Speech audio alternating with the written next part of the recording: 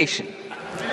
Our government will support states to challenge route in creating 5 university townships in the vicinity of major industrial and logistics corridors.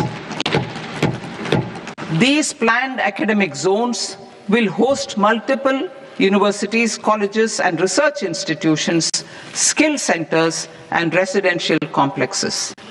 In higher education, STEM institutions, prolonged hours of study and laboratory work pose some challenges for girl students. Through VGF, viability gap funding and capital support, one girls' hostel will be established in every district.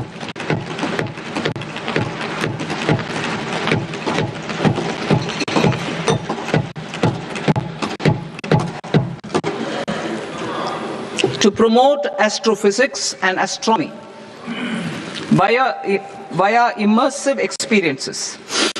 4 telescope infrastructure facilities will be set up or upgraded. The National Large Solar Telescope, the National Large Optical Infrared Telescope, the Himalayan Chandra Telescope, and the Cosmos 2 Planetarium. Tourism. The tourism sector has the potential to play a large role in the employment generation, forex earnings, and expanding the local economy. I propose to set up a National Institute of Hospitality by upgrading the existing National Council for Hotel Management and Catering Technology.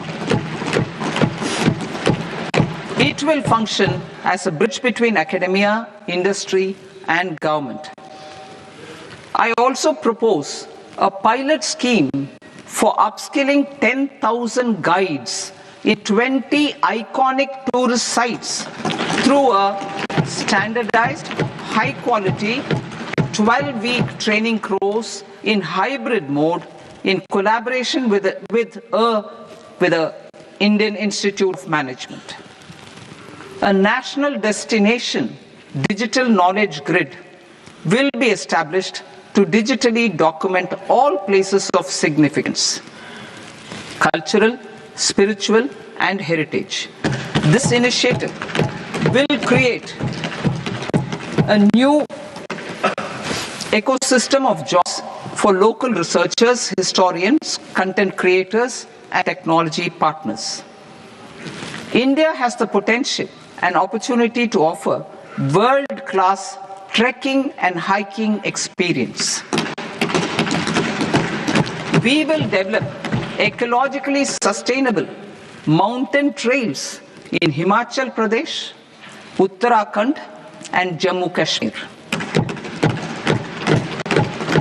Also in Araku Valley in the Eastern Ghats and Podigalai in the Western Ghats. Turtle trails along key nesting sites in the coastal areas of Odisha, Karnataka, and Kerala. And 3 bird watching trails along the Pulikat Lake in Andhra Pradesh, Tamil Nadu. It's on the border.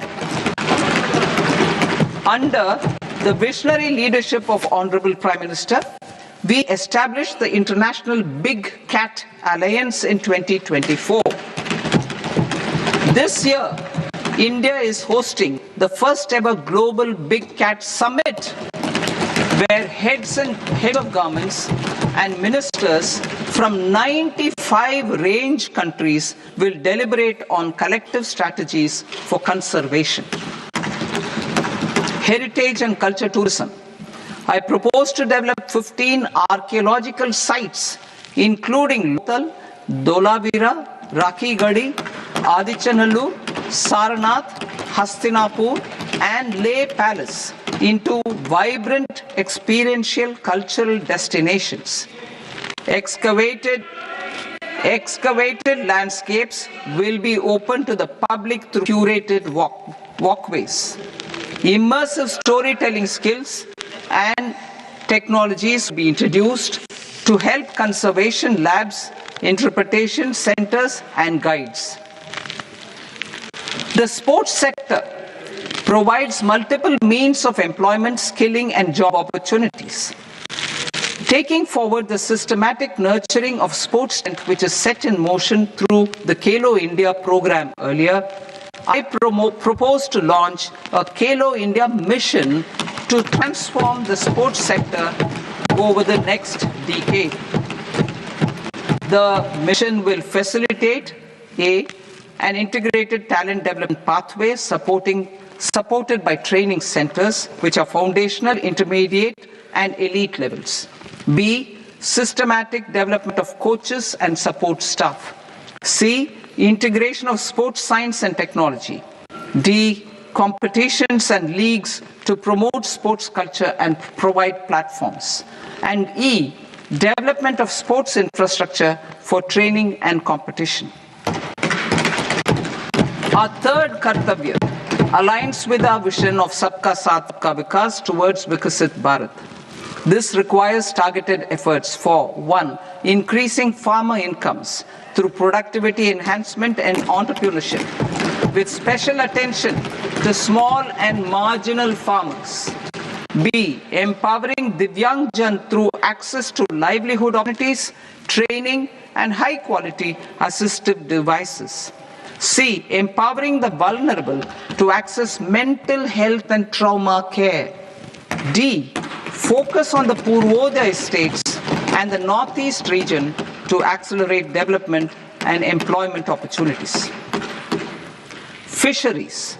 We will undertake initiatives for integrated development of 500 reservoirs and Amrit Sarovars. 2.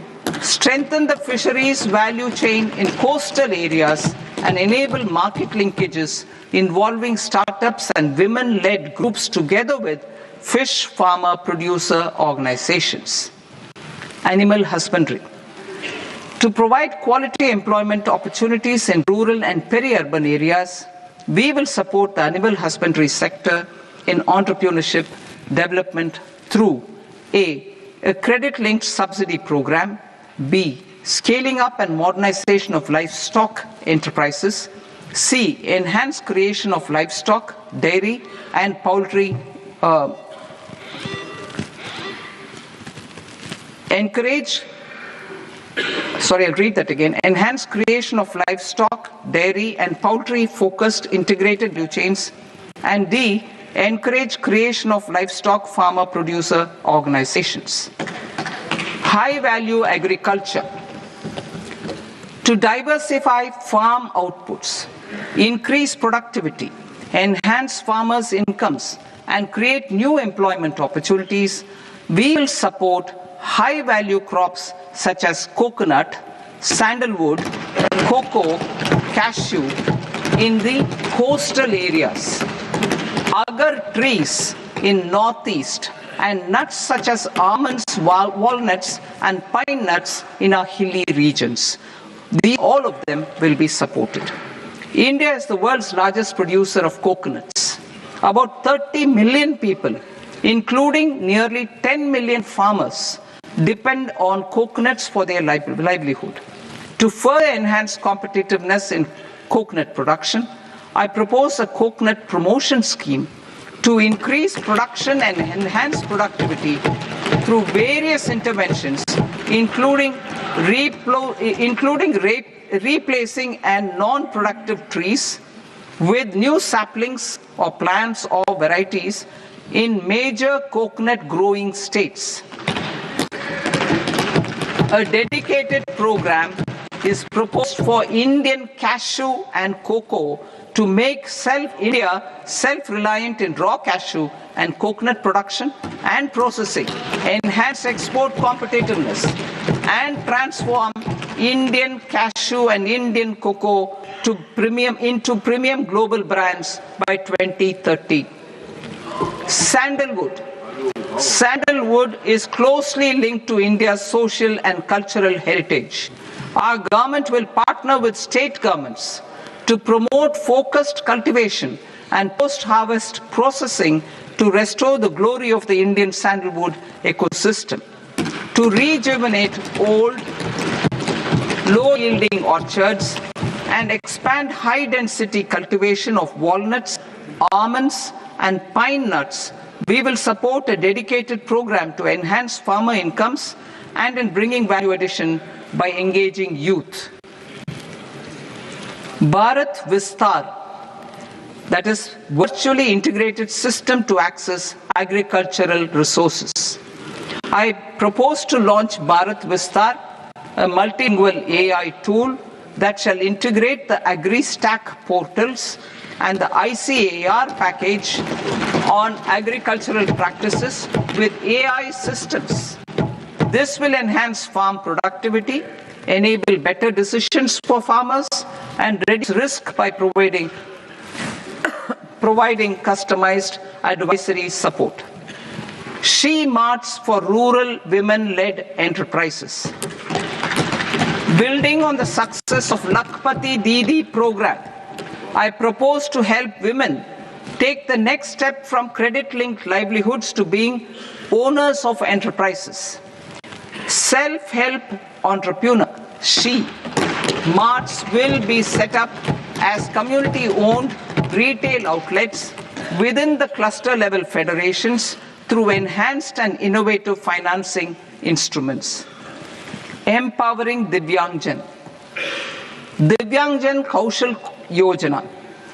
Information technology, AVGC sectors, hospitality and food and beverages sectors often offer task-oriented and process-driven roles which are suitable for Divyangjan.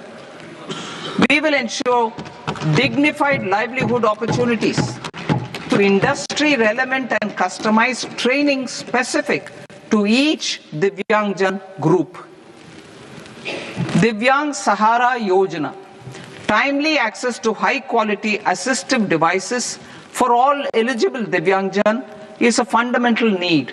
I propose to 1. Support the Artificial Limbs Manufacturing Corporation of India, Alimco, to set up and to scale up production of assistive devices, invest in R&D and AI integration, strengthen PM Divyasha Kendras, and support setting up of assistive technology marts as modern retail style centers where Divyangjan and senior citizens can see, try, purchase assistive products. Reaffirming our commitment to mental health and trauma care. There are no national institutes for mental health care in North India. We will therefore set up a NIMHANS 2 and also upgrade national mental health institutes in Ranchi and in Tezpur as regional apex institutions.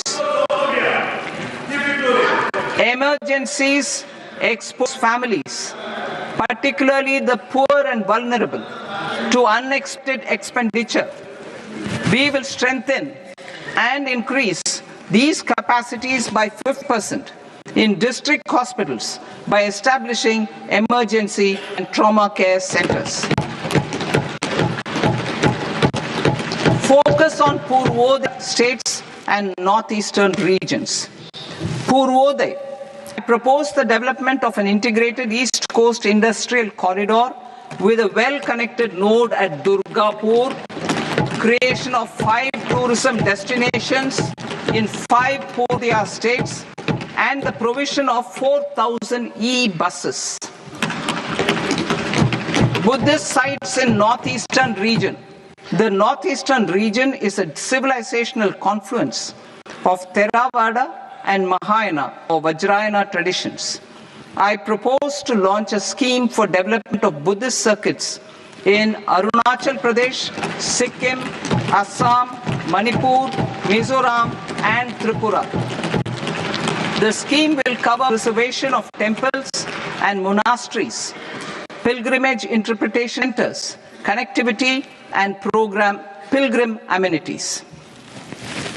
16th Finance Commission. On 17th November 2025, the 16th Finance Commission submitted its report to the President. As mandated under Article 281 of the Constitution, the government is to lay the report along with the explanatory memorandum on the action taken report on the recommendations of the Commission in Parliament, which, Sir, Honourable Speaker, you've allowed me to do at the commencement of this session. The government has accepted the recommendation of the Commission to retain the vertic share of devolution at 41%. As recommended by the Commission, I have provided 1.4 lakh crores of rupees to the states for the year 2026-2027 as Finance Commission grants. These include rural and urban local body and disaster management grants. Fiscal consolidation. Government has been delivering on our fiscal commitments consistently without compromising on social needs. To strive towards accepted standards of fiscal management in Budget 25-26, I had indicated that the central government would target reaching a debt to GDP ratio of 50 plus or minus 1% by 2030-31. In line with this, the debt to GDP ratio is estimated to be 55.6% of GDP in BE 26-27, compared to 56.1% of GDP in RE 25-26.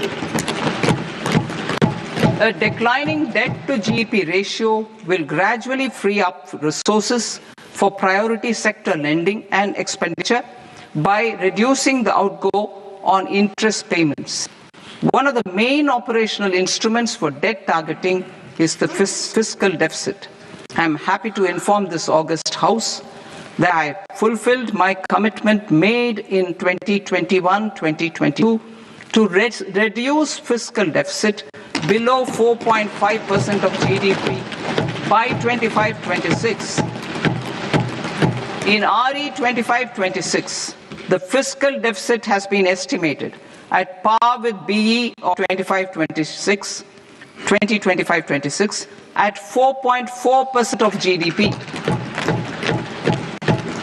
In line with the new fiscal prudence path of debt consolidation, the fiscal deficit in BE 26-27 is estimated to be 4.3% of the GDP.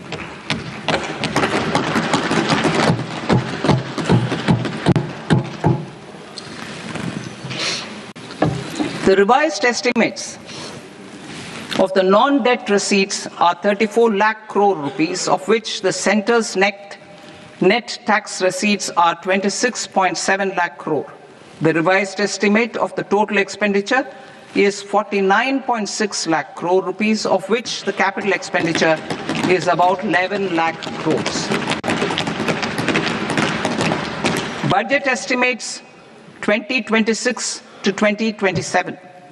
Coming to 26-27, the non-debt receipts and the total expenditure are estimated as 36.5 lakh crore and 53.5 lakh crore respectively. The centre's net tax receipts are estimated at 28.7 lakh crore rupees. To finance the fiscal deficit, the net market borrowings from dated securities are estimated at 11.7 lakh crore rupees. The balance financing is expected to come from small savings and other sources. The gross market borrowings are estimated at 17.2 lakh crore rupees. I'll now move to Part B. Part B, direct taxes.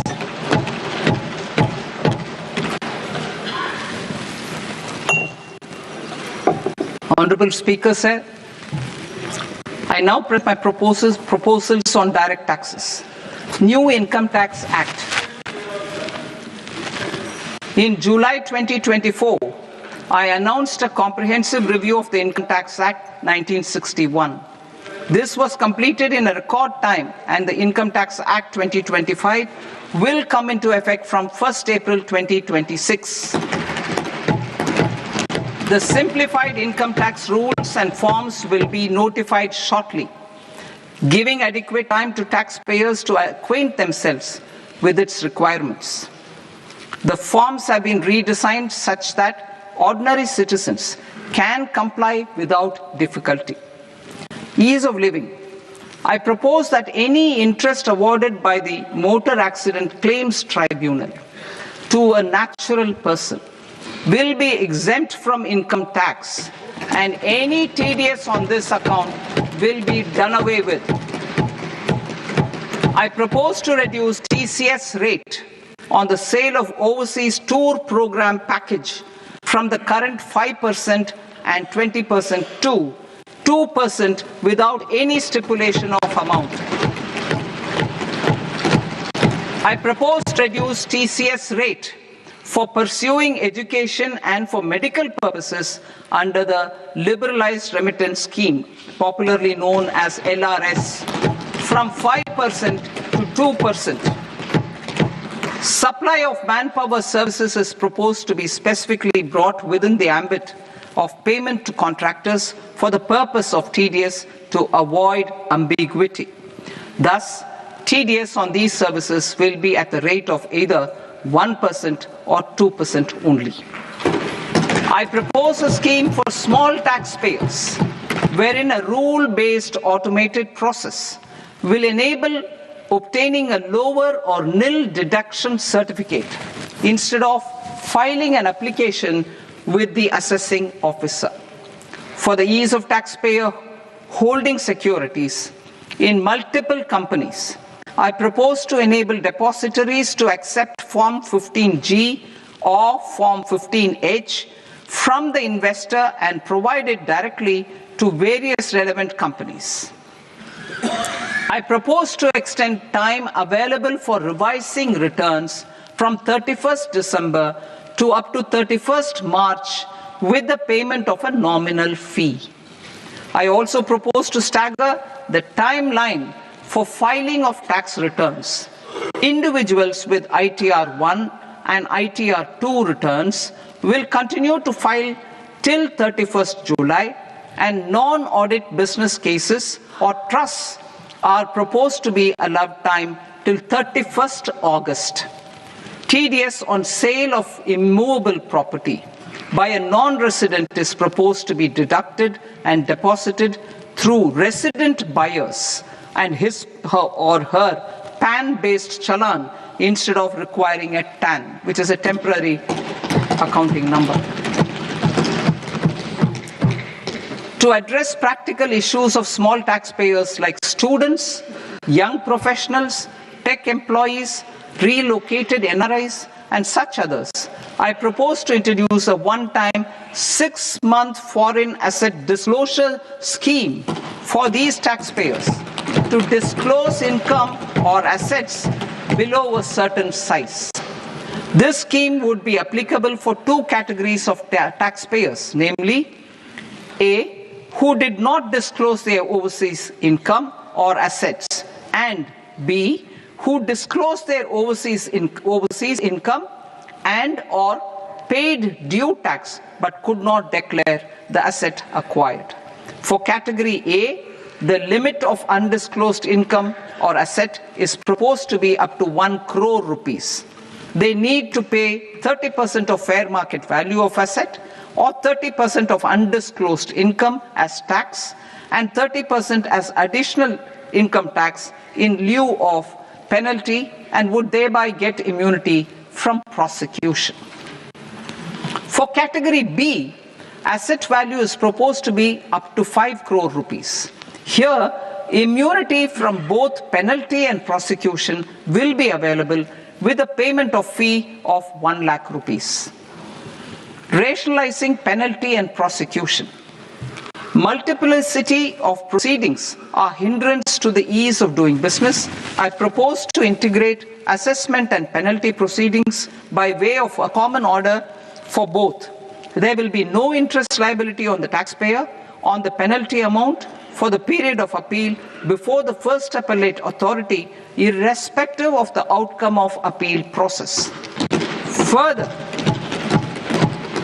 quantum of prepayment is being reduced from 20% to 10% and will continue to be calculated only on core tax demand. As an additional measure for reducing litigation, I propose to allow taxpayers to update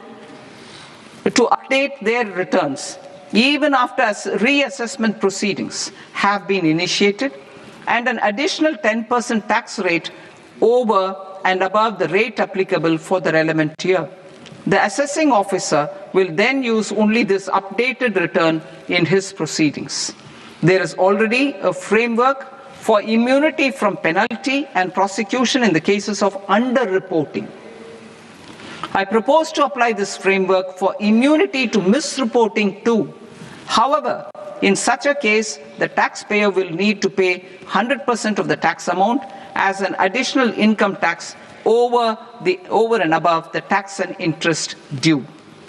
Penalties for certain technical defaults, such as failure to get accounts audited, non-furnishing of transfer pricing audit report, and default in furnishing statement for financial transactions are proposed to be converted into fee.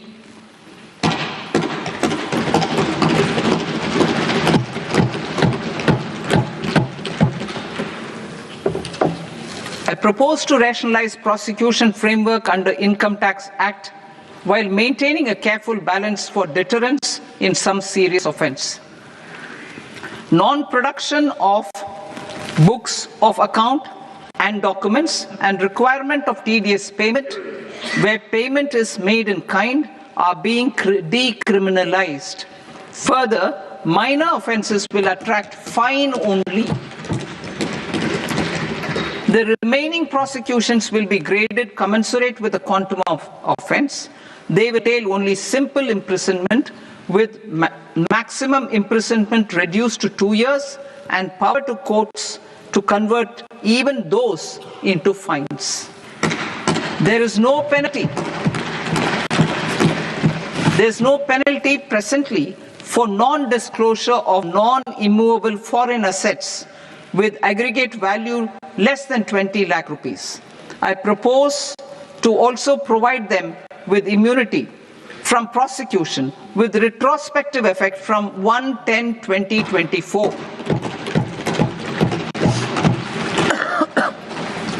Cooperatives.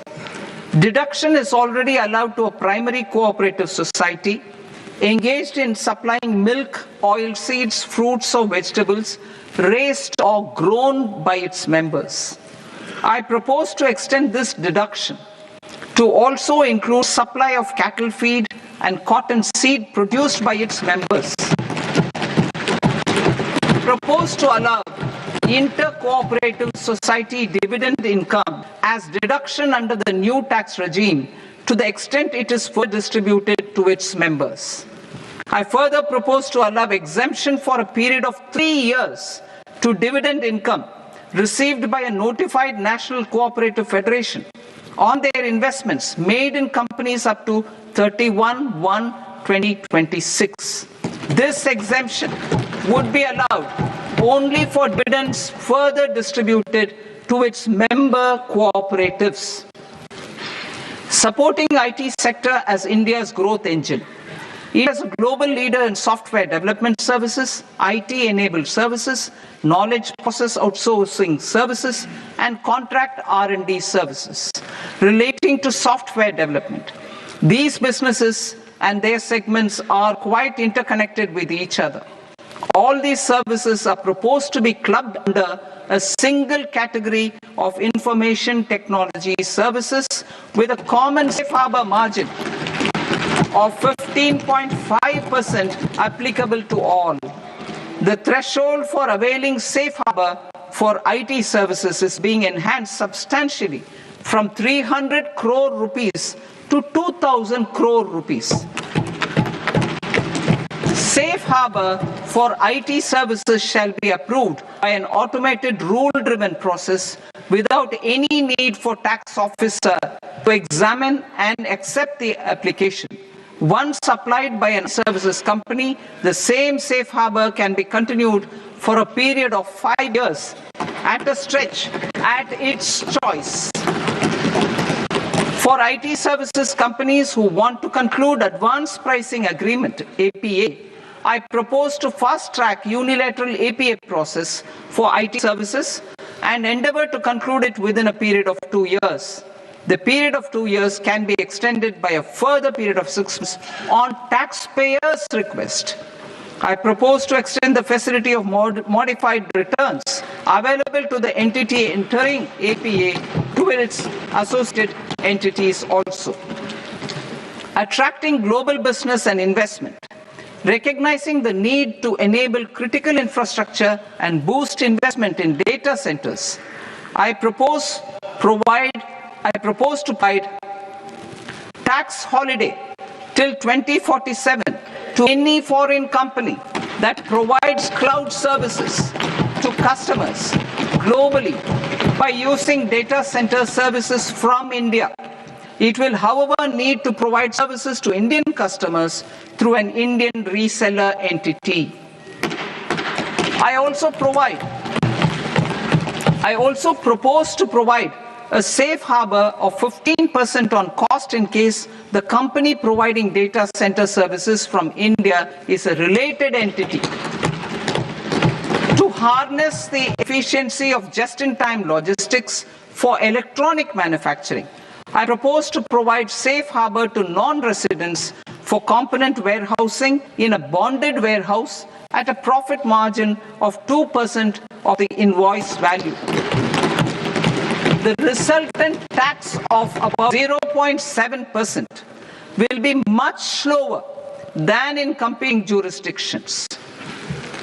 To provide fillip to toll manufacturing in India, I propose to provide exemption from income tax for 5 years to any non-resident who provides capital goods, equipment, or tooling to any toll manufacturer in a bonded zone.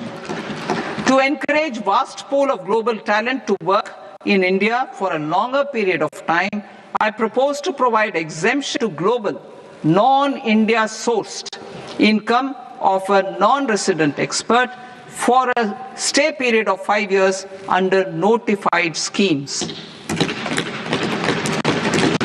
I propose to provide exemption from minimum alternate tax, the MAT, to all non-residents who pay tax on presumptive basis. Tax administration. I propose to constitute a joint committee, Ministry of Corporate Affairs and Central Board of Direct Taxes, for incorporating the requirements of income computation and disclosure standards, the ICDS, in the Indian Accounting Standards, Ind AS itself. Separate counting requirement based on ICDS will be done away with from the tax year 27-28. To support Prime Minister Modi's vision of homegrown accounting and advisory firms to become global leaders, I propose to rationalize the definition of accountant for the purposes of safe harbor rules. Other tax proposals. Change in taxation of buyback was brought in to address the improper use of buyback route by promoters. In the interest of minority shareholders, I propose to tax buyback for all types of shareholders as capital gains. However, to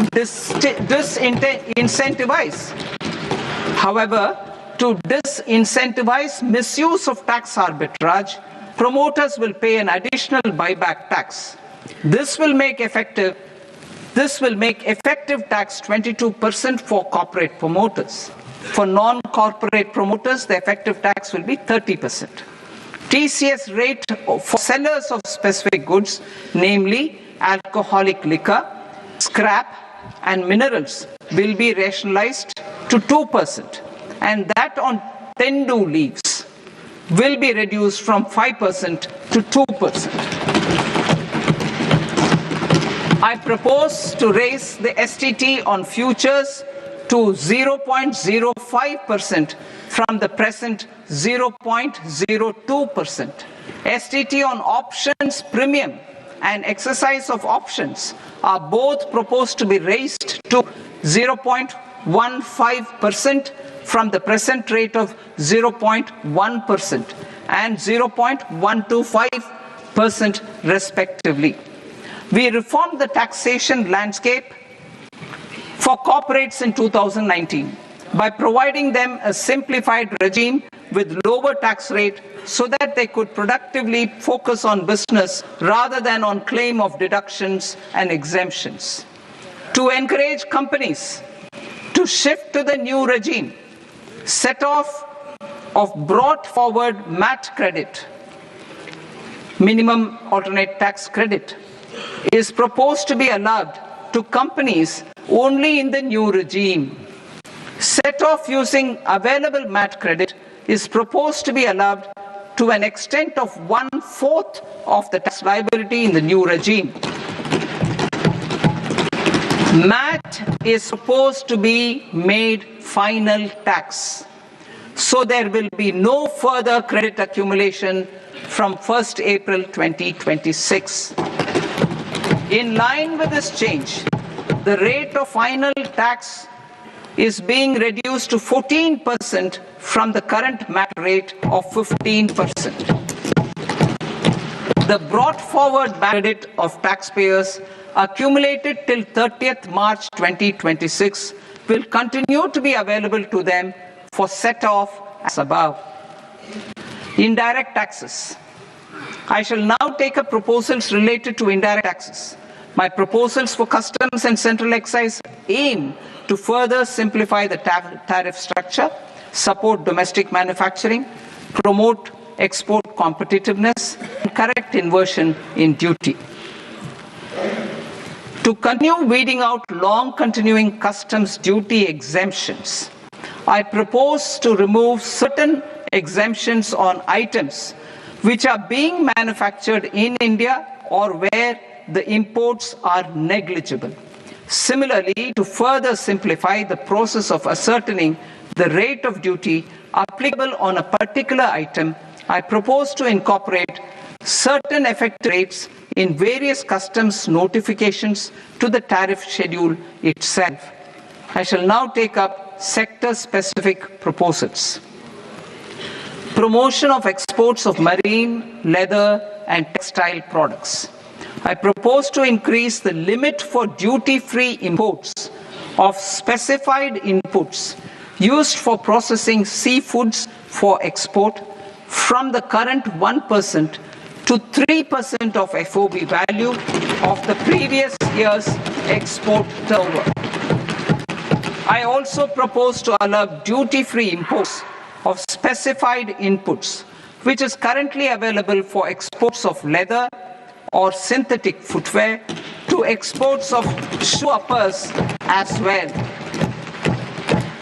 I propose to extend the time period for export of final product from the existing 6 months to 1 year for exporters of leather or textile garments, leather or synthetic footwear, and other leather products. Energy transition and security. I propose to extend the basic customs duty exemption given to capital goods used for manufacturing lithium-ion cells for batteries to those used for manufacturing lithium-ion cells for battery energy storage systems also. I propose to exempt basic customs duty on import of sodium antimonate for use in manufacture of solar glass. Nuclear power. I propose to extend the existing basic customs duty exemption on imports of goods required for nuclear power projects till the year 2035 and expand it for all nuclear plants irrespective of their capacity. Critical minerals. It is proposed to provide basic customs duty exemption the import of capital goods required for the processing of critical minerals in India. Biogas blended CNG. I propose to exclude the entire value of biogas while calculating the central excise duty payable on biogas blended CNG. Civil and defamation. I propose to exempt basic customs duty on components and parts required for the manufacture of civilian training and other aircrafts. It is proposed to exempt basic customs duty on raw materials imported for manufacture of parts of aircraft to be used in maintenance, repair, or overall requirements by units in the defense sector. Electronics. To deepen value addition in the consumer electronics sector, I propose to exempt basic customs duty on specified parts used in the manufacture of microwave ovens. Special economic zone. To address the concerns arising about utilization of capacity by manufacturing units in the special economic zones due to global trade disruptions, I propose as a special one-time measure to facilitate sales by eligible manufacturing units in SEZs to the domestic tariff area at concessional rates of duty. The quantity of such sales will be limited to a prescribed proportion of their exports. Necessary regulatory changes will be undertaken to operationalize the measures while ensuring level playing field for the units working in the DTA. Ease of living. To rationalize the customs duty structure for goods imported for personal use, I propose to reduce the tariff rate on all dutiable goods imported for personal use from 20% to 10%. To provide relief to patients, particularly those suffering from cancer, I propose to exempt basic customs duty on 17 drugs or medicines. I propose also to add 7 more rare diseases for the purposes of exempting import duties on personal imports of drugs, medicines, and food for special medical purposes used in their treatment. Customs process.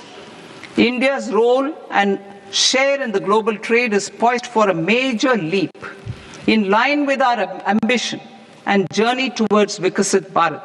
In this regard, I propose many measures for custom processes to have minimal intervention for smoother and faster movement of goods and greater certainty to the trade. Trust-based systems. I propose to enhance duty deferral period for Tier 2 and Tier 3 authorized economic operators, known as AEOs, from 15 days to 30 days. I propose to provide eligible manufacturer importers the same duty deferral facility. This should encourage them to get themselves accredited as a full-fledged Tier 3 AEO in due course. To provide greater certainty and for better business planning, I propose to extend validity period of advance ruling binding on customs from the present 3 years to 5 years. In the spirit of the whole of government approach,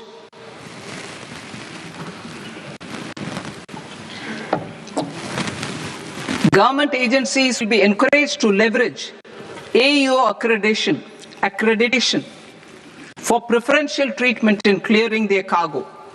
Regular importers with trusted long-standing supply chains will be recognized in the risk system so that the need for verification of their cargo every time can be minimized.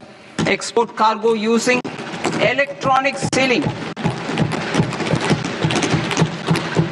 Export cargo using electronic sealing will be provided through clearance from the factory premises to the ship. For import of goods not needing any compliance, filing of bill of entry by a trusted importer and arrival of goods will automatically notify customs for completing their clearance formalities. This will enable goods to be released immediately on arrival. The customs warehouse framework will be transformed into a warehouse operator-centric system with a self-declarations, electronic tracking, and risk-based audit. These reforms will move away from the current system of officer-dependent approvals and reduce transaction delays and compliance costs. Ease of doing business. Approvals required for cargo clearance from various government agencies will be seamlessly processed through a single interconnected digital window by the end of the financial year. Processes involved in clearance of food, drugs, plant, and animal and wildlife products, accounting for about 70% of interdicted cargo, will be operationalized on this system by April 2026 itself. For goods not having any compliance requirement, clearance will be done by customs immediately after online registration is completed by the importer, subject to the payment of duty. Customs integrated system will be rolled out in 2 years as a single integrated and scalable platform for all customs processes.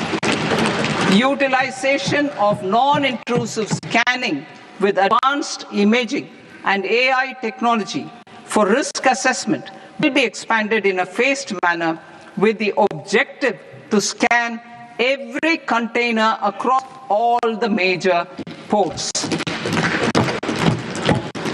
New export opportunity to support Indian fishermen to fully harness the economic value of marine resources beyond our territorial waters. The following measures will be taken. A. Fish catch by an Indian fishing vessel in exclusive economic zone or on the high seas will be made free of duty. Landing of such fish on foreign port will be treated as export of goods. Safeguards will be put in place to prevent misuse during fish catch, transit, or transshipment. To support aspirations of India's small businesses, artisans, and startups to access global markets through e-commerce, I am pleased to announce complete removal of the current value cap of 10 lakh rupees per consignment on courier exports. In addition, handling of rejected and returned consignments will be improved with effective use of technology for identifying such consignments. I propose to revise provisions governing baggage clearance during international travel to address genuine concerns of passengers. The revised rules will enhance duty-free allowances in line with the present-day travel realities and provide clarity in temporary carriage of goods brought in or taken out. There are honest taxpayers who are willing to settle disputes by paying all their dues, but they get deterred due to negative connotation associated with penalty. They will now be able to close cases by paying an additional amount in lieu of penalty. Honorable Speaker, sir, this I commend the budget to this august House.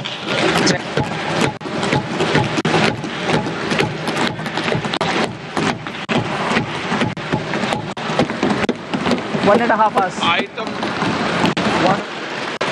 Item number 3 माननीय वित्त मंत्री जी.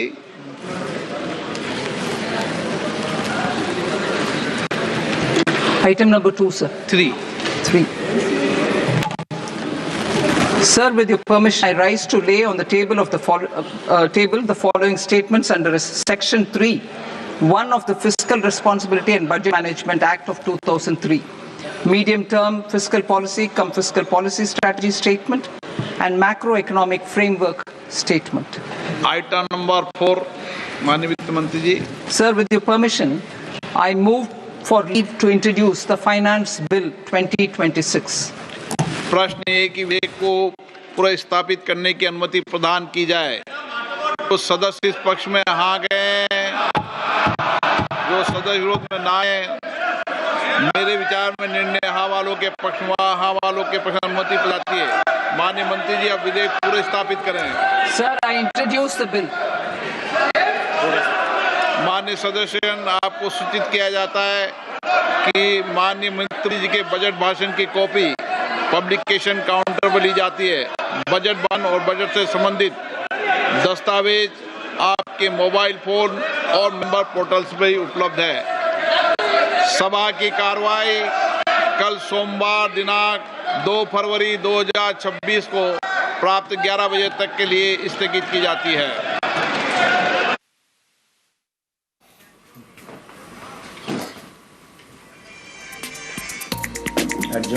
Budget পেশ হলো, এবার budget থেকে কি পেলাম, budget কেমন হলো,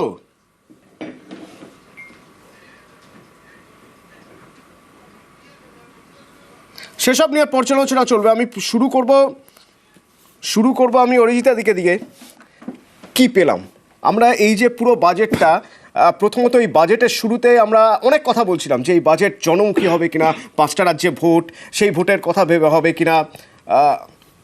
বহির্বিশ্বে এই মুহূর্তে একটা অর্থনৈতিক টালমাটাল পরিস্থিতি চলছে, সেটা মাথায় রেখে বাজেট পেশ হবে কিনা।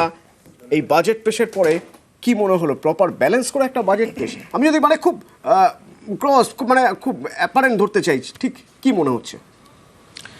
আসলে না, এই যে পরিস্থিতিটাতে ম্যাডাম বাজেটটা পেশ করলেন, সেই পরিস্থিতিতে এর থেকে বেশি খুব একটা চেঞ্জ করার জায়গাটা ছিল বলে আমার মনে হয় না। একদিকে জিওপলিটিক্যাল সিচুয়েশন, আরেকদিকে আমাদের এক্সটার্নাল সেক্টরের যে একটা বয়ান্সি রয়েছে, যথেষ্ট ভালো এক্সপোর্টস অবস্থা রয়েছে। কিন্তু অ্যাট দ্য সেম টাইম আমাদের, যেটা দিয়ে আমি শুরু করেছিলাম, যে আমাদের গৃহস্থদের জন্যে অবস্থাটা খুব ভালো নয়, যেহেতু ইনকামের ফ্লাকচুয়েশনস থাকছে কিন্তু সেভিংস ড্রপ করছে এবং ঋণটা বাড়ছে। আমার মনে হয়েছিল, আমার যদি ব্যক্তিগতভাবে যদি জিজ্ঞাসা করেন, সমাজবিজ্ঞানের ছাত্রী হিসেবে আমি ভেবেছিলাম যে স্বাস্থ্য আর শিক্ষা এই দুটোতে আরেকটু বেশি ফোকাস আসবে। কারণটা বলি, যে আমরা একদিকে বলছি আমরা চতুর্থ বৃহত্তম অর্থনীতি, কিন্তু এখনো আমাদের মধ্যবিত্ত এবং উচ্চবিত্ত ফ্যামিলির থেকে অধিকাংশ ছেলেমেয়েরাই তাদের অ্যাসপিরেশনটাই হচ্ছে বিদেশে গিয়ে পড়বো। তাহলে সেই জন্যই তো উনি বললেন, ছাড় দিলেন সেটার জন্যে, সেটা তো একটা রিফ্লেক্ট করলো যে সেটা কতটা সত্যি। তাই জন্যে আমার মনে হয়েছিল যে স্বাস্থ্য আর শিক্ষায় শুধুমাত্র ইন্স্যুরেন্স পলিসি, মানে সেটা স্বাস্থ্যসাথী হোক বা উল্টো দিকে পিএমজেই হোক, আয়ুষ্মান ভারতী হোক, সেটা দিয়ে তো এনাফ হচ্ছে না, ফাইন্যান্সিয়াল প্রোটেকশন দিতে পারছে না। তাই জন্যে প্রভিশনের জায়গায় একদম সরকারি স্বাস্থ্য ব্যবস্থাটাকে যদি আমরা আরেকটু জোরদার করতে পারতাম, এবং এডুকেশন সেক্টর, কেন আমি বলছি, আমি যদি তথ্য দিয়ে একটু দেখি, যে গত 10 বছরে 2015-16 থেকে 2025-26 শিক্ষা আর স্বাস্থ্য খাতে, আমি বলি একটু, শিক্ষা আর স্বাস্থ্য খাতে দুটোতেই ইউনিয়ন বাজেটের যে অংশটা ইনভেস্ট হচ্ছিল সেটা কিন্তু ফল করে গেছে। অ্যাবসলিউট টাকায় তো বেড়েছেই, কিন্তু আমার তো জিডিপিও বেড়েছে, আমার তো ইউনিয়ন বাজেটের ভ্যালুও বেড়েছে। কিন্তু একদম ইকোনমিক সার্ভের তথ্য বলছে যে সেখানে কিন্তু একটা ড্রপ হয়েছে শেয়ারে। এইটা আমি মনে করেছিলাম যে সত্যি যদি সবকা সাথ সবকা বিকাশ করতে হয়, তাহলে এই দুটো জায়গায় আমাকে খুব স্ট্রংলি যেতে হবে, যেখানে আমি সত্যি করে হিউম্যান ক্যাপিটালটা তৈরি করতে পারবো। আর একটা জায়গায় স্বাস্থ্য পরিষেবার কথায়, এটা তো কতটা অপ্রতুল যে আজকে আমার রাজ্যে শাসক দলকে আলাদা করে সেবাশ্রয়ের মতো একটা প্রোগ্রামকে আনতে হচ্ছে। তার মানে কি? তার মানে তার কাছের যে হসপিটাল সেখানে এনাফ পাচ্ছে না, তাই জন্যে ওই কটা দিনের জন্য সমস্ত রিসোর্সগুলোকে তুলে এনে ওইখানে দিতে হচ্ছে। তো তার মানে আমার প্রভিশনিংটা কিন্তু যথাযথ, পর্যাপ্ত, অ্যাডিকুয়েট নয়। কিন্তু বায়োফার্মার জন্য একটা বাজেটে একটা অ্যালোকেশন আছে। একবার শোনা যাক কি বলেছিলেন Sitharaman. Biopharma Shakti, meaning biopharma strategy for health advancement through knowledge, technology, and innovation. India's disease burden is observed to be shifting towards non-communicable diseases like diabetes, cancer, and autoimmune disorders. Biologic medicines are key to longevity and quality of life at affordable costs. To develop India as a global biopharma manufacturing hub,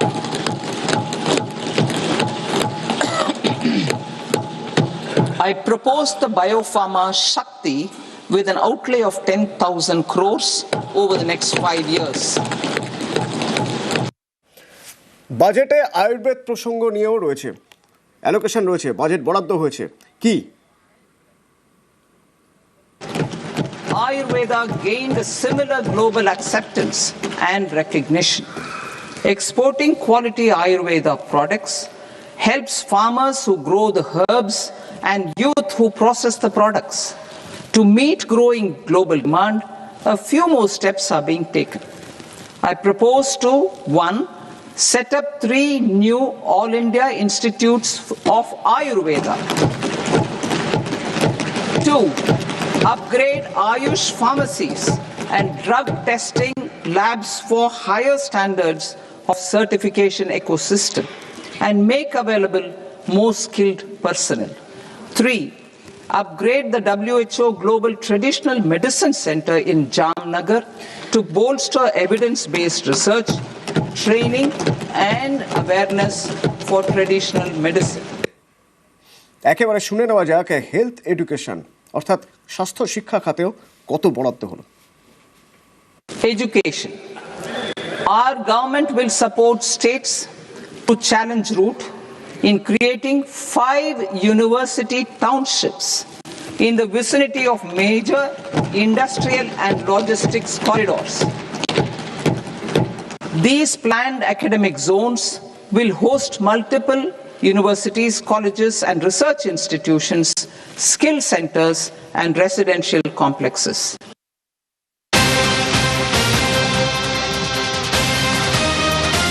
একবার দেখা যাক এই budget থেকে বিভিন্ন দিকে যদি আমরা একবার দেখি যে বাজেটের প্রত্যক্ষ পরোক্ষ প্রভাব চট করে একবার দেখিয়ে দিই আপনাদের। বড় ধস শেয়ার বাজার আজ খোলা রাখা ছিল।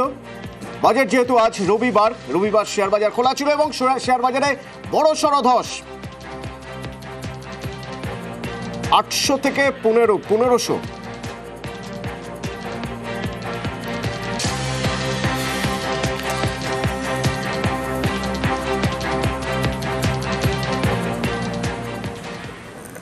বিজেপিকে রিপ্রেজেন্ট করছেন শঙ্কুদেব আছেন। শঙ্কুদেব, আমরা তো জানি যে শেয়ার বাজার একটা মাপকাঠি, একটা নীতি। বাজেট ভালো হলে সেই অনুযায়ী শেয়ার বাজারে ওঠানামা হয়। কিসের ইঙ্গিত, কি মনে হচ্ছে? শুনুন, আমার মনে হয় যে এই রিফ্লেকশন কিছুক্ষণের মধ্যেই আসতে শুরু করবে। এটা খুব তাৎক্ষণিক ইমিডিয়েট রিয়াকশান আসছে, কিন্তু আমি আপনাকে কয়েকটা জায়গা আজকে এই বাজেট নিয়ে রিয়াকশানের ক্ষেত্রে বলতে চাইব। প্রথমত হচ্ছে, দেখুন, পশ্চিমবাংলার অধিবাসী হিসেবে পানিহাটির মানুষ খুবই আনন্দিত হওয়া উচিত, কারণ তারা একটা NIPR পেয়েছেন। এছাড়াও সবথেকে গুরুত্বপূর্ণ, বহুদিন ধরে অর্জুন সিংরা আন্দোলন করতেন যে জুটের জন্য আলাদা একটা স্কিম ডিক্লেয়ার হোক, সেটা আজকে ফর্মালি অ্যানাউন্সড হয়েছে, সেটা তারা পেয়েছেন। এখনও পর্যন্ত ওয়েস্ট বেঙ্গল বিগেস্ট বেনিফিশিয়ারি হবে, প্রায় 200টার উপরে ইন্ডাস্ট্রিয়াল ক্লাস্টার তৈরি হতে চলেছে, যার মধ্যে ওয়েস্ট বেঙ্গলের যথেষ্ট বেশি ভূমিকা রয়েছে। এছাড়াও ডানকুনি টু সুরাট যেটা ফ্রেট করিডোর হবে, সেটাতে আমাদের অনেক সুবিধে। বারাণসী শিলিগুড়ি আমরা বুলেট ট্রেন পেয়েছি, তাতে অনেকটা সুবিধে। এবং Varanasi new Delhi corridor also announced হয়েছে, যেটা শিলিগুড়ির হচ্ছে কানেকশানে থাকবে, সেটা আমাদের পক্ষে অনেক বেশি লাভজনক হয়েছে। এছাড়া গার্লস হস্টেল ডিক্লেয়ার করা হয়েছে মেয়েদের জন্য, যেটা যথেষ্ট সুবিধা হবে। প্রত্যেকটা ডিস্ট্রিক্টে এটা পাওয়ার সম্ভাবনা রয়েছে। আমি জানি না তৃণমূল কতটা তা করতে পারবে ও করে দেবে। এবং এরপরেও রয়েছে 5টা স্টেটে মেডিকেল ট্যুরিজম, যেটা অত্যন্ত বেশি গুরুত্বপূর্ণ জায়গায় যাবে ওয়েস্ট বেঙ্গল বলে আমার মনে হয়। ইনকাম কোথায়? আরে শেষ করি। ইনকাম জায়গাটা কোথায় দেখান? আরে দাঁড়ান, আমি শেষ করিনি। আরে আপনি যদি বাদ করতে আমার রিঅ্যাকশনের মধ্যে ঢুকে গেলাম, বলতে দেবো না। আমরা তো আমাদের বাংলায় যেটা উপকার হয়েছে বলতে দেবেন না তো? জ্বালা হয়েছে। বলুন। এরপরে তো আরো স্পেসিফিক্যালি বলবো ইস্ট কোস্ট ইন্ডাস্ট্রিয়াল করিডোর হচ্ছে দুর্গাপুরে, যেটা আমরা পেয়েছি। আমার বক্তব্য হচ্ছে খুব স্পষ্ট, দেখুন করিডোর অ্যানাউন্স করলে তো হবে না, সেই করিডোরটা তো আর আকাশে হবে না, জমি দেবে না এরা আজকে একটা সল্টলেক সেক্টর 5-এ মেট্রো রেল করা যাচ্ছে না মাত্র, মানে বাজেটে সব রকম সংস্থান রয়েছে, রাজ্যগুলোকে কিভাবে আরো এগিয়ে নিয়ে যাওয়া যায় সেই সব ব্যবস্থা রয়েছে, তাই তো? পশ্চিমবঙ্গের জন্য অনেক সুবিধা দিতে পারবে। শুনুন দেখুন ভাস্কর সিংহ রায়, মানে আমি বলছি বাজেট অ্যালোকেশন যেখানে যা কিছু হয়েছে সেটা আপনারা বিস্তারিত দেখবেন। রাজ্যগুলো প্রাপ্ত টাকা কেন্দ্রীয় সরকার দেয় না, ইনডাইরেক্ট ট্যাক্সের জিএসটি কালেকশনের টাকা দেয় না, বিভিন্ন জনহিতকর প্রকল্প মনরেগা টাকা বন্ধ করে দিয়েছে, মানে সুপ্রিম কোর্টকে ইন্টারফেয়ার করতে হয়। দেখুন একটা কথা হচ্ছে যে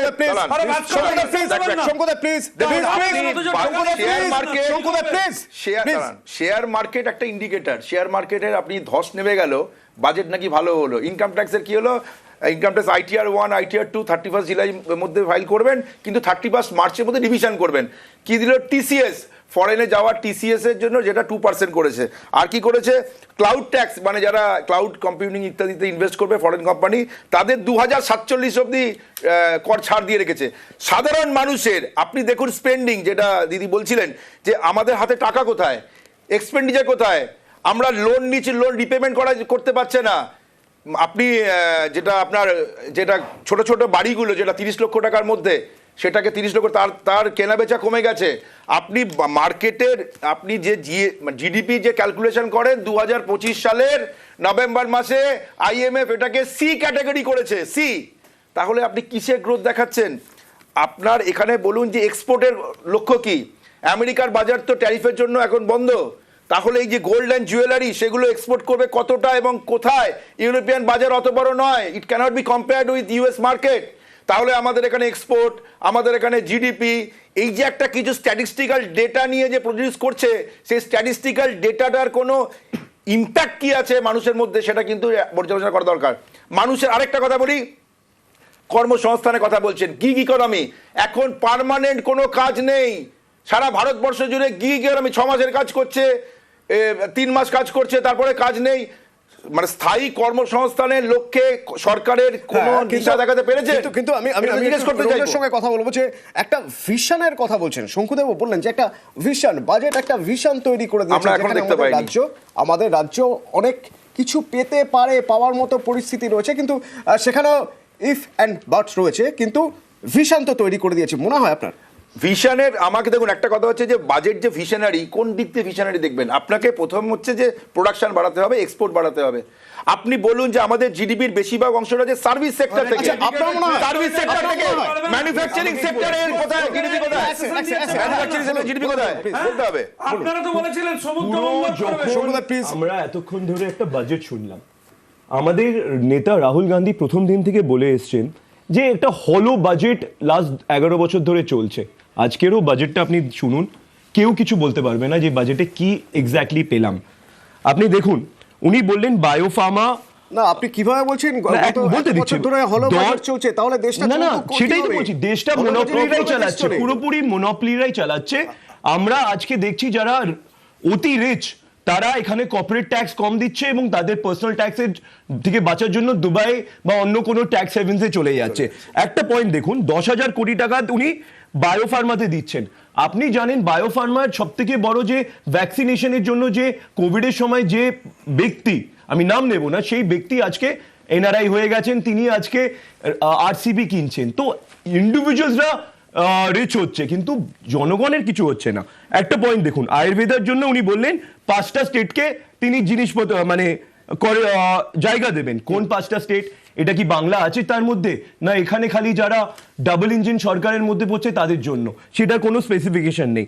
আসুন বুলেট ট্রেনে, যেটা শঙ্কুদেব বলছিল, আমরা জানি যবে থেকে নরেন্দ্র মোদীজি এসছেন তবে থেকে আমরা জানি যে আহমেদাবাদ থেকে মুম্বাইয়ের মধ্যে একটা বুলেট ট্রেন করিডোর হওয়ার কথা। আজকে 12 বছরে কোনো বুলেট ট্রেন করিডোর আসেনি। তাহলে কবে আমাদের এই বাংলা থেকে গুজরাট না বারাণসী থেকে যাবে, কবে এটা হবে সেটা বলতে পারছেন না। এইবার দেখুন আমার শেয়ার মার্কেট, যেটা শঙ্কুদেব বললো না, ধস হয়ে গেছে। ফার্স্ট রিয়াকশন, বিজেপি সব থেকে ইম্পর্টেন্ট একটা সেক্টর হলো রিটেল ইনভেস্টর। যারা আজকে রিটেল ইনভেস্টর মানে যারা ভারতে থাকে তাদের টাকা চলে যাচ্ছে, কিন্তু মনোপলিজদের কিছু ক্ষতি হচ্ছে না। তো জনগণের কাছে টাকাটা কোথায়? এরাও যারা আজকে শেয়ার মার্কেটে ইনভেস্ট করছে তাদের টাকাটা কোথায় যাচ্ছে? কিন্তু তারা যখনই কিছু গেইন হয় ক্যাপিটাল গেইন ট্যাক্স দিতে হচ্ছে, ক্যাপিটাল গেইন ট্যাক্সটা বারবার বেড়ে যাচ্ছে। আসি লাস্ট পয়েন্ট, তুমি বলে নাও কোনো রিলিফ নেই। আমি একটা কথা বলতে চাই, মনমোহন সিংকে বিজেপি এত কথা বলে, আপনারা দেখবেন 2008 সালে যখন গ্লোবাল রিসেশন হয়েছিল, আমরা 2014 থেকে আজকে 2026 কোনো গ্লোবাল রিসেশন কিন্তু দেখিনি। আজকে তেলের দাম দেখুন আর সেই সময় তেলের দাম দেখুন। 2008-এর যে রিসেশন যেটা আমেরিকাতে হয়েছিল, লিমেন ব্রাদার্সের যে ক্র্যাশটা হয়েছিল, আমরা কিন্তু তারপরে 2014 পরে কোথাও দেখিনি। তা সত্ত্বেও মনমোহন সিং এর সময় ভারতের ইকোনমিক স্ট্যাটাসটা দেখুন, লোকের কাছে কত টাকা ছিল। এইভাবে বোধহয় তুলনা করাটা সম্ভব নয়। কেন বলছি? তার কারণ বাজেট একটা ভিশন সবসময়। আপনি বলছেন যে আম আদমি কিছু পায়নি। এবার যদি আম আদমির কথা ভেবে বাজেট করতে হতো তখন আপনারা বলতেন জনমোহিনী বাজেট। যদি ভিশনের কথা বলা হয় তাহলে ভিশনের দিক থেকে দেখতে গেলে আমি দেখতে পাচ্ছি এখানে আর্টিফিশিয়াল ইন্টেলিজেন্সের জন্য বরাদ্দ করা হয়েছে, আমি দেখতে পাচ্ছি এখানে এমএসএমইর জন্য একটা ভালো বরাদ্দ রয়েছে। তাছাড়া কি কর্মসংস্থান আছে, তাছাড়া আরো আছে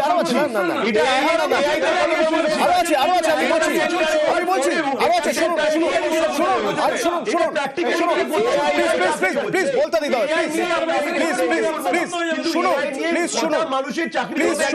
প্লিজ শুনুন। ডেটা সেন্টারে কত লোকের চাকরি হবে? সেমিকন্ডাক্টর সেটার জন্য বাজেট অ্যালোকেশন আছে। এখন যদি আপনাকে এগোতে হয়, যদি অন্য দেশের উপর মুখাপেক্ষী না হয়ে আপনাকে এগোতে হয়, তো আপনাকে তো এই জায়গাগুলো তো কিছু টাকা তো ঢালতে হবে। ভারতবর্ষের ইকোনমি কোনোদিন অন্য দেশের উপরে ডিপেন্ডেন্ট ছিল না। সঙ্গে কথা বলবো, প্লিজ বলুন। আচ্ছা, এইগুলোতে তো অনেকগুলো যে স্কিমগুলো, প্রথমে একটা কথা বলি যে অনেকগুলো স্কিমই কিন্তু আগে থেকে চলছে, এই এমএসএমই কে ফোকাস অনেক দিন ধরে। এবং ঘটনাচক্রে আমি এমন একটা রাজ্যে বাস করি যেখানে মহিলা এমএসএমই মানে women led MSME highest number, 80 লক্ষের ওপরে মহিলা এন্টারপ্রেনিউরশিপ। কিন্তু যদি আমি ভ্যালুর টার্মসে যাই তাহলে কিন্তু অতি কম। তাহলে এই জায়গাটা কেন হচ্ছে, এই জায়গাটা কিন্তু ফোকাস দরকার। আমি নিজে মহিলা উদ্যোগদের নিয়ে কাজ করি, তাহলে আমি জানি, কিন্তু আমি এখানে এই ফোরামে সেটা বলবো না। আমার আরেকটা জিনিস মনে হয়েছে যে এখানে অনেকগুলো জায়গায় উনি চেষ্টা করছেন এক্সপোর্টটাকে বুস্ট করতেই হবে। এটা কিভাবে করবেন? এটা ওয়ে আউট কি? আমি বলি যে এক্সপোর্ট কিন্তু বেড়েছে, তার থেকে বেশি বেড়ে গেছে ইম্পোর্ট। নেট এক্সপোর্ট কিন্তু বেড়ে গেছে এই লাস্ট ইকোনমিক সার্ভেতে। হ্যাঁ, এবারে আর একটা জিনিস মনে রাখতে হবে, এক্সপোর্ট কারা করছে। এটা তো মনে রাখতে হবে যে নেট এক্সপোর্ট সেটা ধীরে ধীরে গ্র্যাজুয়ালি আরো কমে যাচ্ছে। ট্যারিফের জন্য আমেরিকা, আমি বলছি সেজন্য ইকোনমিক্স দেখুন, এইটাতে তো কিছু করার নেই।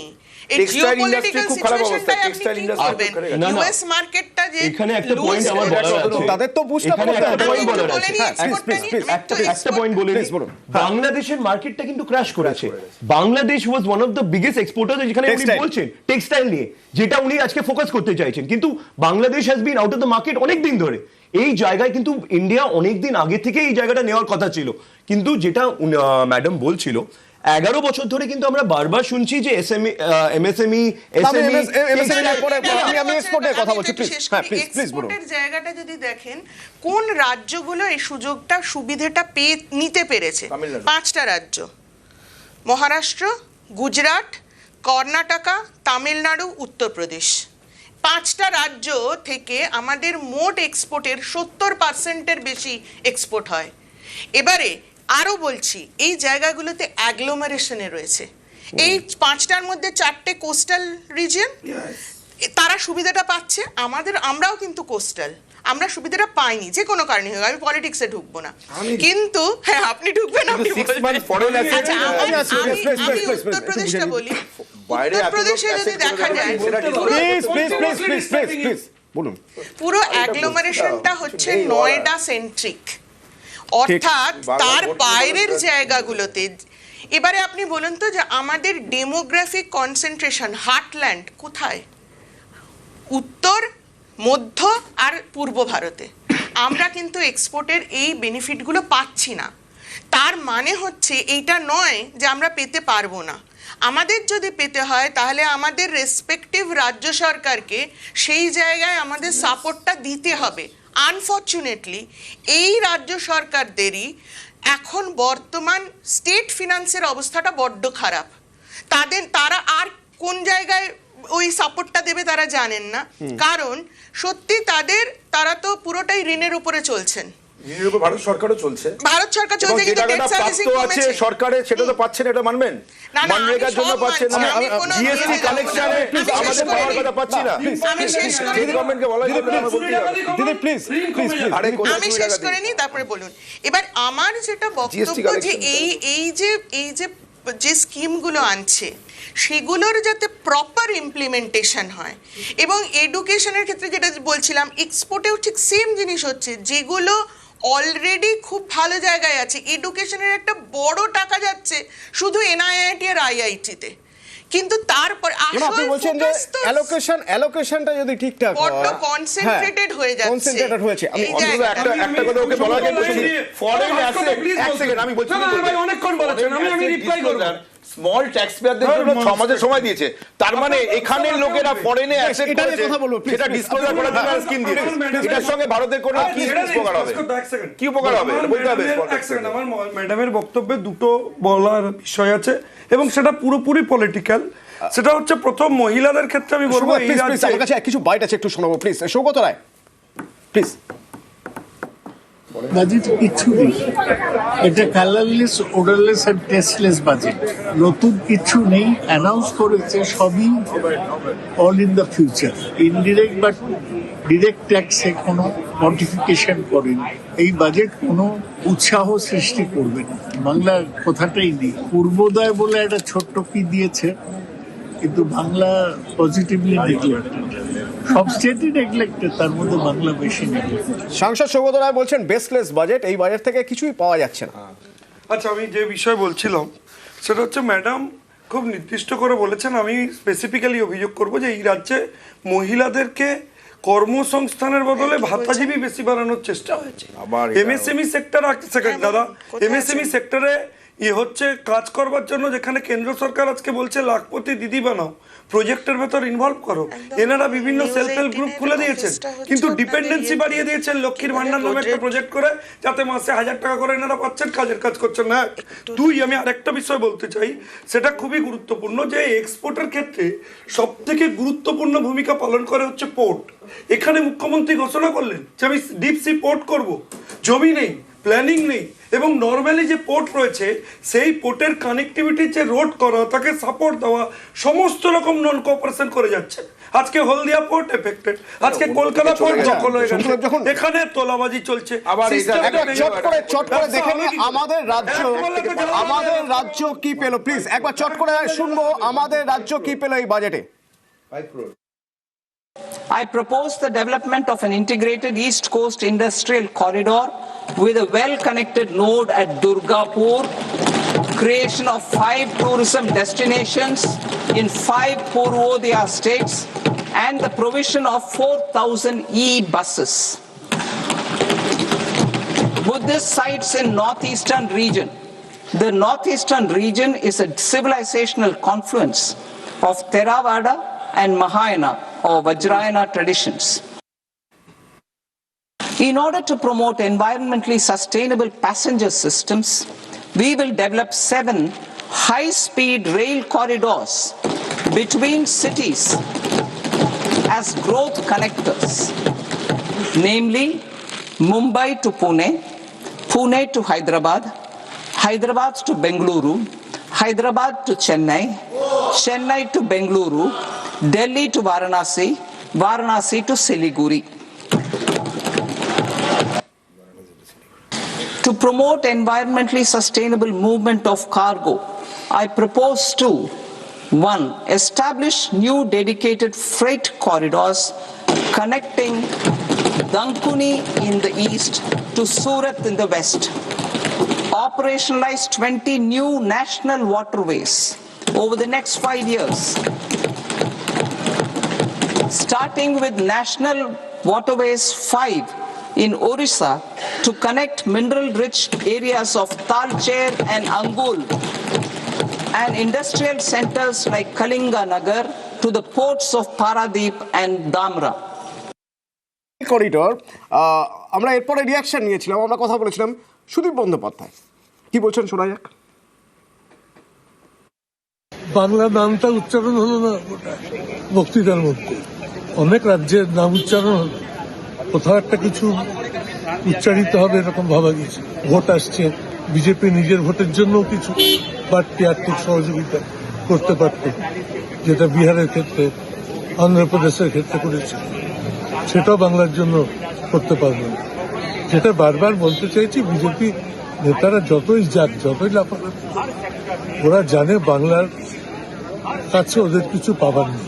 সেই ভয় থেকেই অতিরিক্ত কিছু বরাদ্দ করা, বাংলাকে একটু বিশেষভাবে দৃষ্টি দেওয়া, এগুলো দেওয়া থেকে একটা দূরত্ব বজায় রেখে একটা নামতে বাস্তব বাজেট করে দিয়েছে।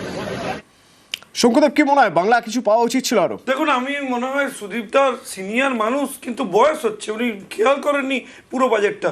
শিলিগুড়ি বোধহয় বাংলার বাইরে, ডানকুনি বোধহয় বাংলার বাইরে, হ্যাঁ, একের পর এক প্রজেক্ট ঘোষণা হয়েছে বাংলার বাইরে। এগুলো বোধহয় বাংলার নাম নয়, উনি ভুলতে বসেছেন।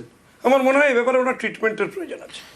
এখানে আমি একটা কথা বলি, এই ধরনের কথা বলছি, আপনি বলুন বাংলার সাধারণ মানুষ কিভাবে উপকৃত হলো? তৃণমূল চুরি না করলে উপকৃত হবে। আমি বলছি যে 5 কোটি টাকা অব্দি ফরেন অ্যাসেট যারা ডিসক্লোজ করেনি তাদের জন্য 6 মাসের সময় দেওয়া হলো।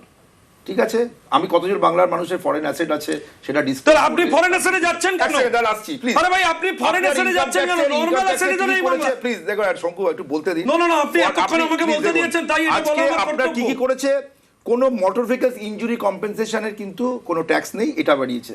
তো অ্যাক্সিডেন্টের জন্য ইনজুরির যে ট্যাক্স, সেই ট্যাক্স কম্পেনসেশনের জন্য কোনো ট্যাক্স দেয়নি। টিসিএস রিডিউস করেছে ট্যুর প্যাকেজে, টিসিএস রিডিউস করেছে এডুকেশন অ্যান্ড মেডিকেল এক্সপেন্সেসে টিসিএস, মানে ট্যাক্স কালেক্টেড অ্যাট সোর্স, সেটা টিসিএসটা সেটা রিডিউস করে কতটা কি হবে 1%। আমাকে একটা কথা বলুন শঙ্কুদেব, এখানে আমি আপনাকে বলছি যে শঙ্কুদেব শুরুতেই বললেন এই রাজ্যের জন্য অনেক কিছুই রয়েছে, কিন্তু প্লিজ প্লিজ প্লিজ বলতে দিন, প্লিজ শুনুন, আগে আপনি শুনুন, আপনি আমার প্রশ্নটাকে শুনুন, আপনি আমার প্রশ্নটা শুনুন।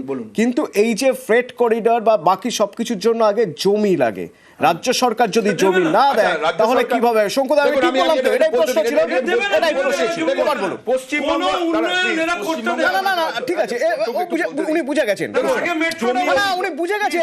এবার উত্তরটা তো দিতে দিন। না, উত্তরটা তো দিতে দিন। আরে আপনি উত্তরটা দিতে দিন শঙ্কুদেব, প্লিজ প্লিজ বলুন।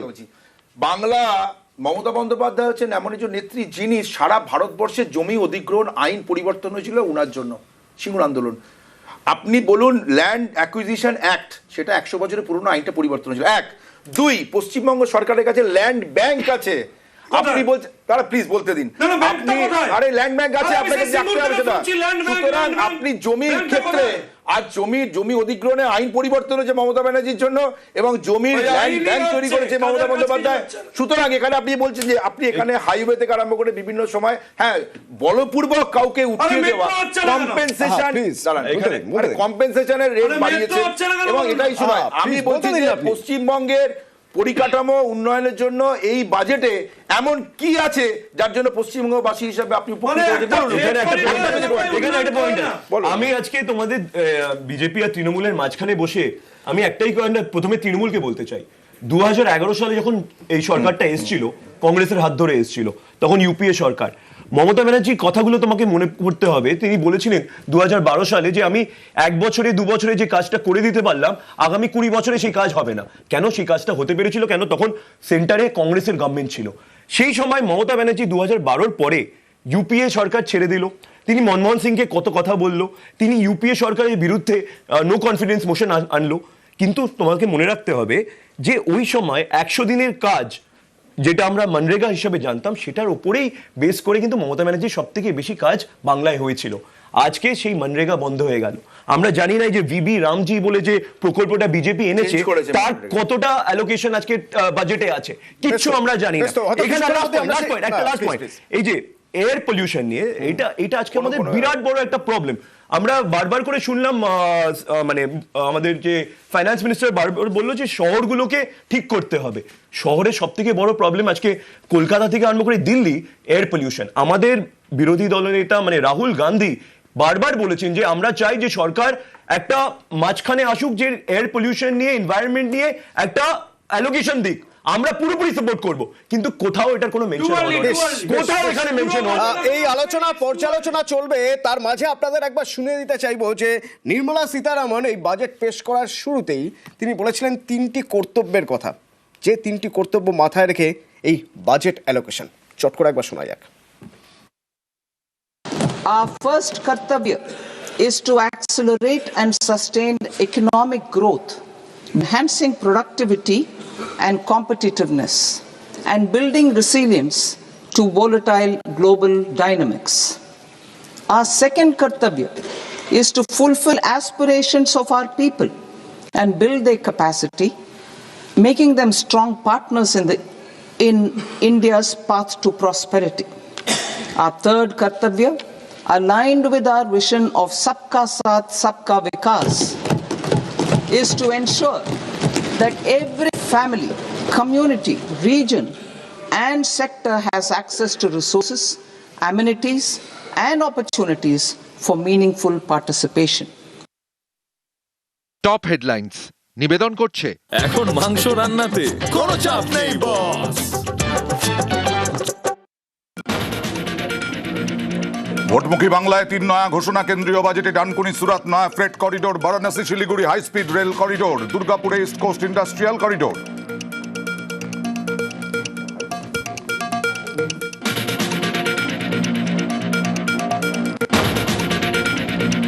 গতবারের বাজেটে ভোটমুখী বিহারকে ঢালাও বরাদ্দ, এবার বাংলার ভোটের আগে নামমাত্র ঘোষণা, ফের বঞ্চনার অভিযোগে সরব তৃণমূল, ভোট পাবে না জেনেই বাড়তি বরাদ্দ নয় তোপ সুদীপের। 1 এপ্রিল থেকে নয়া আয়কর আইন কার্যকর, অপরিবর্তিত আয়কর কর ফাঁকিতে আর জেল নয়, জরিমানা দিয়ে ইনকাম ট্যাক্স জমার সময়সীমা বেড়ে 31 মার্চ, ঘোষণা কেন্দ্রীয় অর্থমন্ত্রীর।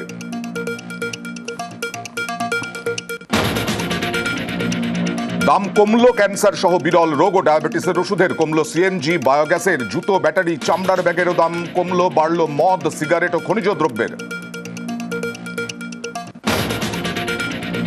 বাজেটের পরেই শেয়ার বাজারে বড় ধস, নির্মলার ভাষণ শেষ হতেই নিম্নমুখী সেন্সেক্স নিফটি, জোরদার ধাক্কা দালাল স্ট্রিটে। কেন্দ্রীয় বাজেটে মহিলা স্বনির্ভরতায় জোর, লাখপতি দিদির পর এবার চালু সি মার্ট, ঘোষণা অর্থমন্ত্রী নির্মলা সীতারামনের। পুলিশের গোয়েন্দা দফতর, কমিউনিস্ট, স্টুডেন্ট, কংগ্রেস, লেবার সব সমস্যার জন্য আলাদা আলাদা সেল, নেতাদের ওপরেও কি চলে নজরদারি, কি বলছেন একসময় দুঁদে পুলিশ অফিসার, ছাত্র আন্দোলনে কারা দেন উস্কানি, সপ্তর্ষি সোমের মুখোমুখি কলকাতা পুলিশের প্রাক্তন ডিসি দেবাশিস চক্রবর্তী, দেখুন না বলা কথা, কেস ডায়েরি, দ্বিতীয় অংশ রাত 10:30টায়। টপ হেডলাইন্স নিবেদন করলো এখন মাংস রান্নাতে কোনো চাপ নেই বস। সহ নিবেদন করলো কলকাতায় আর জেলায় জেলায়।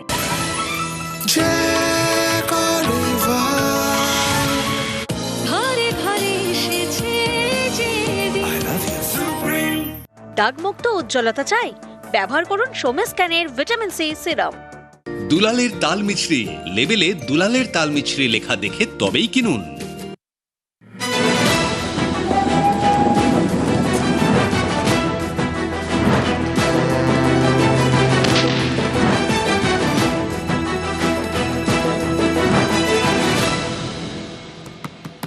কেন্দ্রীয় বাজেট পেশ করলেন কেন্দ্রীয় অর্থমন্ত্রী নির্মলা সীতারামন।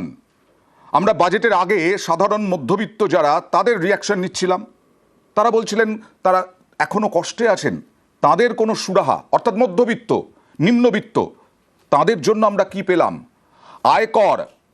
আয়কর অপরিবর্তিত থাকলো, মধ্যবিত্ত কি পেল? সব থেকে বড় কথা, আমি ম্যাডামের কাছে যাব।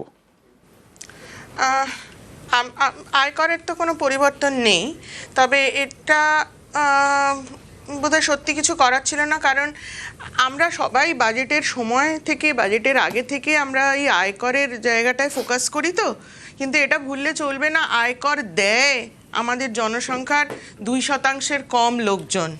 ফলত এটা খুব বড় ব্যাপার আমার কাছে নয়। আমার কাছে যেটা মনে হচ্ছে যে কৃষিতে খাতে যে গ্রোথটা সেটা খুব কম হয়েছে এবং খনির গ্রোথটা ইনফ্যাক্ট নেগেটিভের জায়গায় চলে গেছে। এই দুটো সেক্টর হচ্ছে আমাদের ভাষায় লেবার ইন্টেন্সিভ সেক্টর। এই লেবার ইন্টেন্সিভ সেক্টরকে যদি আমি বুস্ট করতে না পারি তাহলে কিন্তু আমি কর্মসংস্থানের জায়গাটা করতে পারবো না।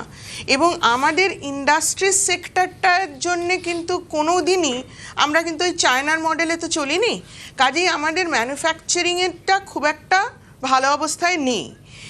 এই তিনটে সেক্টরের জন্যে আলাদা করে আমি ওই বায়োলজিক্সটা, ফার্মাসিউটিক্যাল সাধুবাদযোগ্য যে এই জায়গাটায় আমরা করেছি, কারণ ফার্মাসিউটিক্যাল এমন একটা সেক্টর যেটায় প্রচুর কর্মসংস্থান হয় এবং এক্সপোর্ট হয় এবং তার সাথে গ্রোথ হচ্ছে। এবার তাহলে এই জায়গাগুলো ভালো, কিন্তু আদারওয়াইজ আমাদের এমপ্লয়মেন্টের জায়গাটা এবং এর আগে আমার সহ প্যানেলিস্ট বলেছিলেন যে এখানে তো এমপ্লয়মেন্ট জেনারেশন হচ্ছে না, ইনকাম হাতে নেই লোকে। এবং এটা কিন্তু শুধু পশ্চিমবঙ্গ, বিহার, উড়িষ্যা এই গল্প নয়, এটা কিন্তু সর্বত্র সারা ভারতবর্ষে সমস্ত নোবেল অর্থনীতিবিদ বলেছেন যে এই মুহূর্তে আমাদের দেশে যত উচ্চশিক্ষিত মহিলা যারা লেবার মার্কেটের বাইরে রয়েছে সেটা হাইয়েস্ট। এবার এই যে কথাগুলো, এগুলোকে যদি আমরা সত্যি করে লেবার মার্কেটে না আনতে পারি তাহলে তো ডেমোগ্রাফিক ডিভিডেন্ডের সুযোগটা নিতে পারছি না। বেশ, আমি আসবো বাংলা মধ্যবিত্ত হাতে সেরকম কিছু নেই। বাংলা আয়করের রেটটা বলে দিচ্ছি, যেটা ছিল 4 লাখ অবধি আপনার নীল, 4 থেকে 8 লাখ 5%, 8 থেকে 12 10%, 12 থেকে 16 15%, 16 থেকে 20 20%, 20 থেকে 24 25%, 24-এর উপরে 30%। কিন্তু আয়করে আমি আপনাকে আগের বার প্রচুর মধ্যবিত্তের সুরাহা হয়েছিল। না, সুরাহা কি, আমি আপনাকে বলছি যে ইনকামটা আপনার স্থায়ী ইনকাম বলতে যেটা বোঝায় তার হার কমে গেছে। সব গিগ ওয়ার্কার, আপনি বলুন একজনের, আপনি মানে ফুল টাইম এমপ্লয়মেন্টের মধ্যে থাকা লোকের সংখ্যা কত, আর এই গিগ ইকোনমির মধ্যে কিছুক্ষণের জন্য কাজ করা, কিছু দিনের জন্য কাজ করা, যখন তখন ছেড়ে ফেলা, এই এমপ্লয়মেন্ট গ্যারেন্টিটা নেই। এর সঙ্গে সঙ্গে কি হয়েছে, যেটাকে আপনার এই মনরেগাটাকে নাম চেঞ্জ করে তার বরাদ্দ কমিয়ে দেওয়া, এবং বরাদ্দটা কত আমি জানি না, এবার বাড়িয়েছে কিনা সেটাও এখন অব্দি ক্লিয়ার হয়নি, মনে হয় বাড়ায়নি। এই যে আপনার এমপ্লয়মেন্ট গ্যারেন্টির ক্ষেত্রে ভারতবর্ষের মতন 140 কোটি দেশে যেখানে এমপ্লয়মেন্ট গ্যারেন্টির কোনো স্কিম থাকলো না, সেই বাজেটকে আপনি কিভাবে ভালো বাজেট বলবেন? ওকে, আমি আসি বাংলা কি পেল। বাংলা কি পেল? 3টি করিডোর, দুর্গাপুরে ইস্ট কোস্ট ইন্ডাস্ট্রিয়াল করিডোর, এছাড়া শিলিগুড়ি থেকে বারাণসী হাই স্পিড করিডোর এবং ডানকুনি থেকে সুরাত ফ্রেট করিডোর, আর এই নিয়েই তৃণমূল আক্রমণ করছে। To promote environmentally sustainable movement of cargo, I propose to 1. Establish new dedicated freight corridors connecting Dankuni in the east to Surat in the west. Operationalize 20 new national waterways over the next 5 years, starting with National Waterways 5 in Orissa to connect mineral-rich areas of Talcher and Angul and industrial centers like Kalinga Nagar to the ports of Paradip and Dhamra.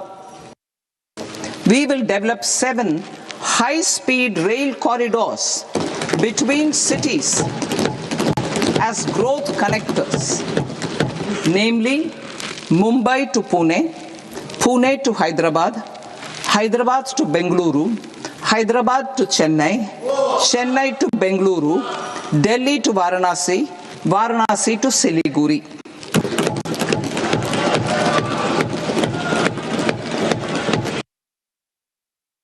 I propose the development of an integrated East Coast industrial corridor with a well-connected node at Durgapur, creation of 5 tourism destinations in 5 Purvodaya states, and the provision of 4,000 e-buses. Buddhist sites in northeastern region. The northeastern region is a civilizational confluence of Theravada and Mahayana or Vajrayana traditions. বাজেটে কিচ্ছু নেই, এটা colourless, odourless আর tasteless budget. নতুন কিছু নেই, announce করেছে সবই all in the future. Indirect বা ডিরেক্ট ট্যাক্সে কোনো মডিফিকেশন করেনি। এই বাজেট কোনো উৎসাহ সৃষ্টি করবে না, বাংলা কথাটাই নেই। পূর্বোদয় বলে একটা ছোট্ট কি দিয়েছে, কিন্তু বাংলা পজিটিভলি নেগলেক্টেড। সব স্টেটই নেগলেক্টেড, তার মধ্যে বাংলা বেশি নেগলেক্টেড। বাংলা নামটা উচ্চারণ হলো না বক্তৃতার মধ্যে, অনেক রাজ্যের নাম উচ্চারণ হলো, কোথাও একটা কিছু উচ্চারিত হবে এরকম ভাবা গেছে। ভোট আসছে, বিজেপি নিজের ভোটের জন্য কিছু বাড়তি আর্থিক সহযোগিতা করতে পারত, যেটা বিহারের ক্ষেত্রে, অন্ধ্রপ্রদেশের ক্ষেত্রে করেছে, সেটাও বাংলার জন্য করতে পারবে না। যেটা বারবার বলতে চাইছি, বিজেপি নেতারা যতই যাক, যতই লাফালাফি, ওরা জানে বাংলার কাছে ওদের কিছু পাবার নেই। সেই ভয় থেকেই অতিরিক্ত কিছু বরাদ্দ করা, বাংলাকে একটু বিশেষভাবে দৃষ্টি দেওয়া, এগুলো দেওয়ার থেকে একটা দূরত্ব বজায় রেখে একটা নামতে আসতে বাজেট করে দিয়েছে। শঙ্কুদেব পান্ডার কাছে যাব আমি। 2021 সাল থেকে একটা ন্যারেটিভ তৈরি করেছে তৃণমূল, যে বঞ্চনা, 100 দিনের টাকা হোক, আবাসে হোক। এবার তো এই আরো একটা ন্যারেটিভ তৈরি করে দেবে যে বাজেটেও বাংলা বঞ্চিত। সামলাবে কি করে? আমার প্রশ্ন হচ্ছে, আপনি কোনোদিন ডানকুনির আশেপাশে চলে যান, হাওড়ার আশেপাশে চলে যান, এই যে বাঁকড়া ফাঁকড়া এইসব অঞ্চলে চলে যান, আপনি দেখবেন কাপড়ের ছোট ছোট কাপড়ের ব্যবসায়ী থেকে বড় বড় কাপড়ের একটা ইন্ডাস্ট্রি তৈরি হয়েছে।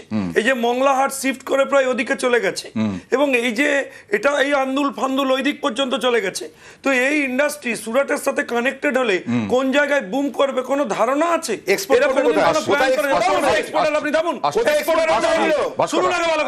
এক্সপোর্ট যে লোক করবে তার জন্য দরকার ছিল একটা ডিপ সি পোর্ট, আপনি ঘোষণা করলেন, রাজ্য সরকার জমি দিলেন না। আবার বলছি শঙ্কু, আপনারা লড়াই করছেন 2026-এর জন্য, 26 টার্গেট, এবং 26-এ আপনারা বলছেন ক্ষমতায় আসবেনই, কিন্তু এই বাজেটে কিছু দেওয়ার ছিল না বাংলাকে। আপনাকে মনে রাখতে হবে, একটা কেন্দ্র সরকার একটা সারা দেশের জন্য বাজেট করে, বিহারের জন্য তাহলে কি করে করলো? একটা রাজ্য সরকার যখন বাজেট করে তখন সে শুধু রাজ্যের জন্য করে, এটা অপদার্থ। বাংলা কিছু পেল না কেন? তারা কেন্দ্রের বাজেট থেকে যা পায় তার ইমপ্লিমেন্টেশন এই রাজ্যে করতে দেয় না।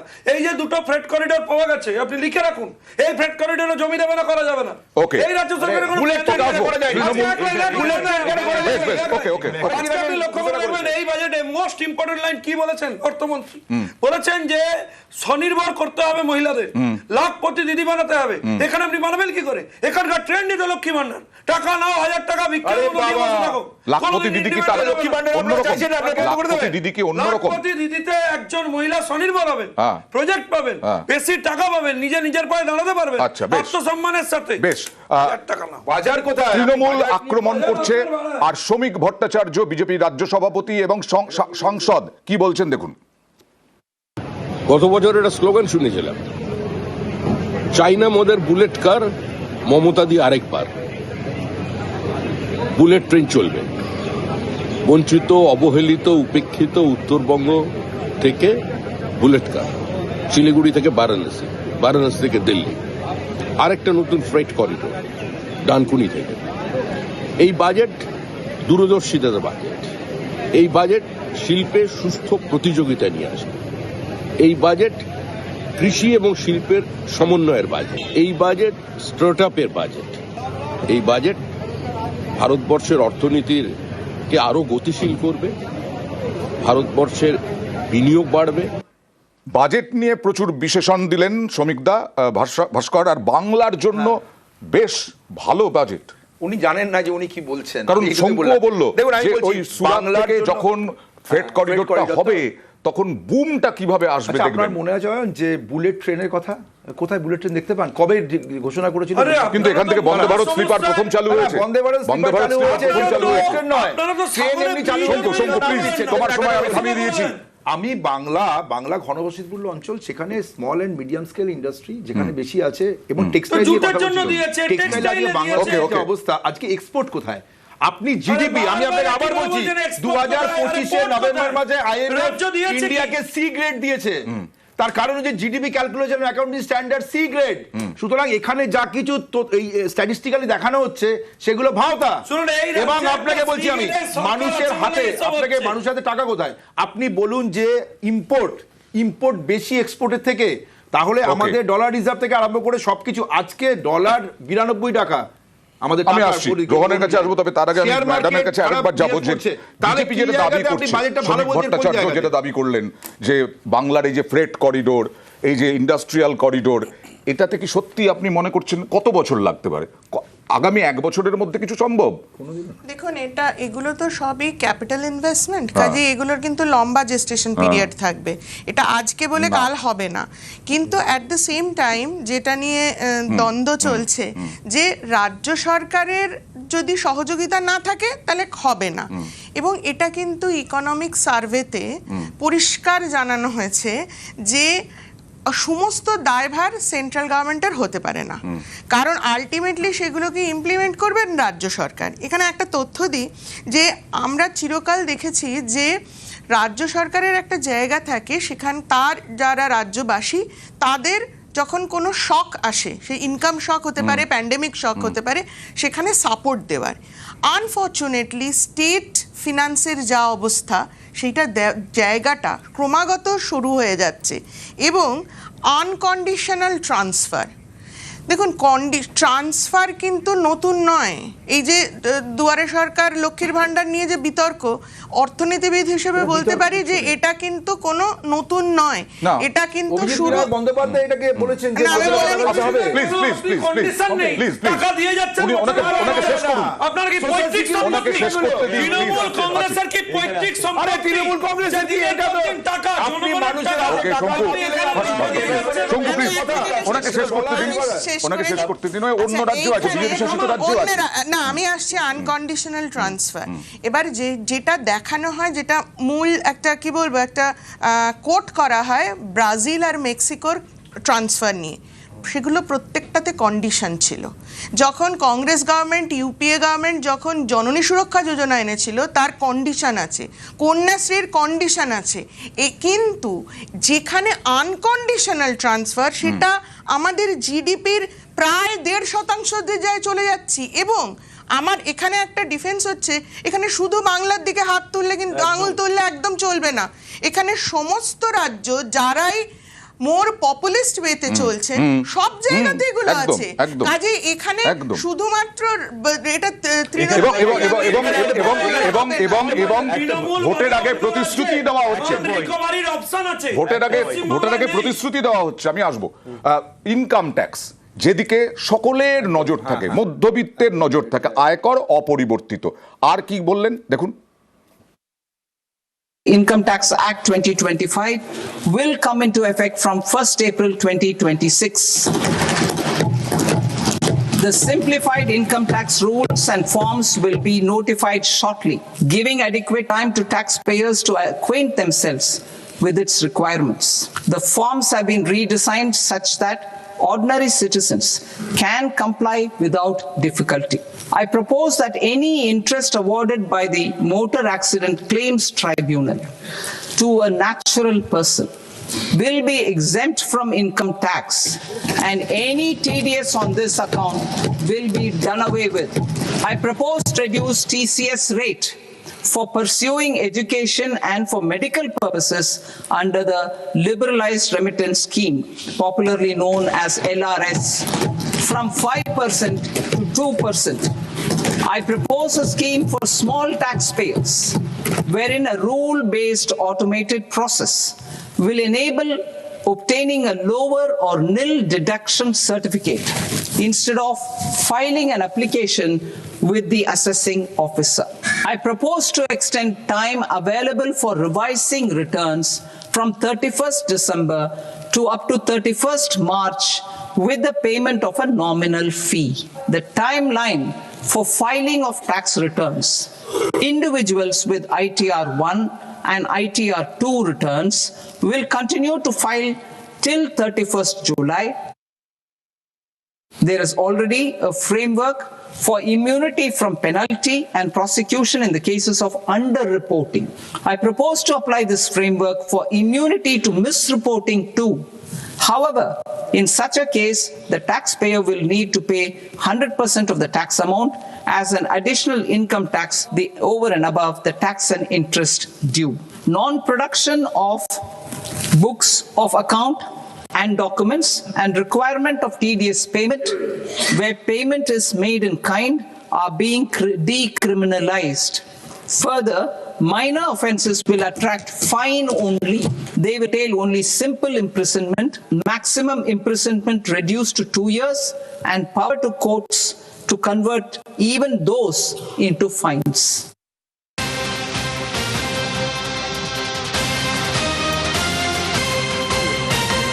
দিল্লির উদ্দেশ্যে রওনা দিচ্ছেন মমতা বন্দ্যোপাধ্যায়। বাড়ি থেকে বেরোলেন এই মুহূর্তে, কারণ আগামীকাল জ্ঞানেশ কুমারের মুখোমুখি মমতা বন্দ্যোপাধ্যায়ের মুখোমুখি জ্ঞানেশ কুমার, এবং গতকালই জ্ঞানেশ কুমারকে আরও একটা ষষ্ঠবার চিঠি দিয়েছেন মুখ্যমন্ত্রী মমতা বন্দ্যোপাধ্যায় এসআইআর নিয়ে বিভিন্ন অভিযোগ। কথা বলবো প্রতিনিধি আবিরের সঙ্গে। আবির, এই বাজেট নিয়ে রিয়াকশন দেওয়ার কোনো সম্ভাবনা? প্রথমত হচ্ছে যে গত এক মাসেরও বেশি সময় ধরে এসআইআর ইস্যুতে তৃণমূল কংগ্রেস তাদের অবস্থান যখন স্পষ্ট করছিল, তখন বিভিন্ন সভা মিছিল থেকে মমতা বন্দ্যোপাধ্যায় এবং অভিষেক বন্দ্যোপাধ্যায় উভয়ই তারা জানিয়েছিলেন যে তাদের আন্দোলন দিল্লিমুখী হবে এবং যারা জীবিত তাদেরকে মৃত দেখানো, হয়রানি করা, হেনস্থার শিকার, ভোটের নাম বাদ দেওয়া, এই ইস্যু নিয়ে তারা দ্বারস্থ হতে চান। আগামীকাল বিকেল 4টের সময় দিল্লিতে নির্বাচন কমিশনের কেন্দ্রীয় দপ্তরে জ্ঞানেশ কুমারের মুখোমুখি হবেন মমতা বন্দ্যোপাধ্যায়, অভিষেক বন্দ্যোপাধ্যায় সহ 15 জন প্রতিনিধি দলের সদস্যরা। এবং সেই মুহূর্তে যারা জীবিত কিন্তু মৃত, যাদের পরিবারের কোনো সদস্য মারা গিয়েছেন এসআইআর এর কারণে, যে অভিযোগ বারবার ধরে তৃণমূল কংগ্রেস করছে, তাদের পরিবারের সদস্যরাও ইতিমধ্যে দিল্লিতে পৌঁছে গিয়েছেন এবং তাদেরকে নিয়ে দিল্লিতে জোরদার আন্দোলন করতে চলেছে তৃণমূল কংগ্রেস।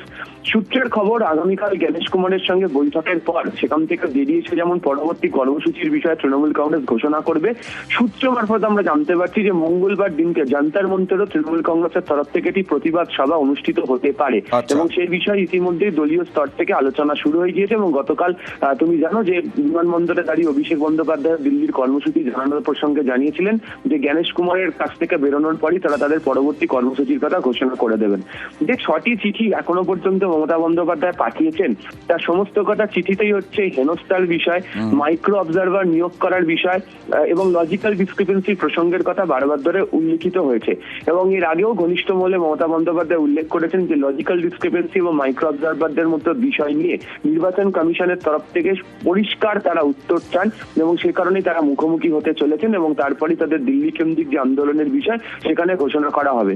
যেহেতু কিছুক্ষণ আগে কেন্দ্রীয় বাজেট পেশ হয়েছে এবং ইতিমধ্যে তৃণমূল কংগ্রেসের তরফ থেকে বলা হচ্ছে যে বাংলার জন্য বাজেটে কোনো কিছুই ঘোষণা নেই, এমনকি তাদের বক্তব্য যে সাধারণ মানুষের জন্য যে সংক্রান্ত বিষয় তারা ভেবেছিলেন যে ঘোষণা হবে তা উল্লেখিত হয়নি। ফলে অবশ্যই দলের চেয়ারপারসন হিসেবে মমতা বন্দ্যোপাধ্যায় অল্প কিছুক্ষণ সময়ের মধ্যে তিনি বিমানবন্দরে এসে উপস্থিত হবেন, সেখানে বাজেট সংক্রান্ত প্রতিক্রিয়া তিনি দিতে পারেন। তবে তৃণমূল কংগ্রেস বাজেট নিয়ে যে খুশি নয় সেটা কার্যত বুঝিয়ে দেওয়া হয়েছে দলের তরফ থেকে। একদম, দুজন সাংসদও প্রতিক্রিয়া জানিয়ে দিয়েছেন। এবার রোহনের কাছে যাব। রোহন, আমরা ইনকাম ট্যাক্স দেখাচ্ছিলাম, অভিযোগ করছো তোমরা যে কেন্দ্রীয় সরকার কি বাজেট করেছে, কিন্তু আজকে যা অবস্থা, ট্রাম্পের 50% শুল্ক, 100% শুল্ক, যাদের সঙ্গে বাণিজ্য ভারতের, সেই দেশগুলোরও খারাপ অবস্থা, তাদেরও অর্থনীতির অবস্থা খারাপ, সেইখান থেকে বাজেট আর কত কি করবে কেন্দ্রীয় সরকার? দেখো, রিয়ালিটির মধ্যে থেকে দেখেই আমি কথা বলতে চাই। তুমি যদি এই কথাটা বলো, আজকে 2008 সালে লিমেন ব্রাদার্স ক্র্যাশ থেকে আরম্ভ করে পুরো মানে পৃথিবীতে যে রিসেশনটা এসেছিল, সেই সময় তুমি তার ভারতের গভর্নেন্স দেখো। সেই সময় আমি আরেকটা পয়েন্ট বলতে চাইছিলাম, কেন এখানে তৃণমূলের ব্যাপারেও আমার কিছু বলার আছে।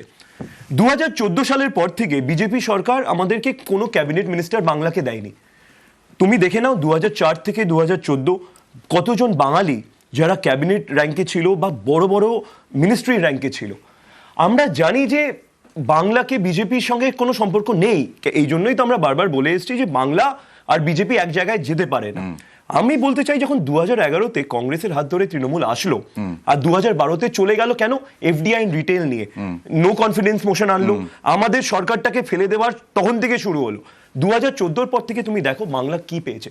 এই যে এতক্ষণ ধরে আমার পাশে যারা বসে আছেন তাদের মধ্যে বাকবিতণ্ডা হচ্ছে, কিন্তু এটা বাংলার মানুষ কি পাচ্ছে?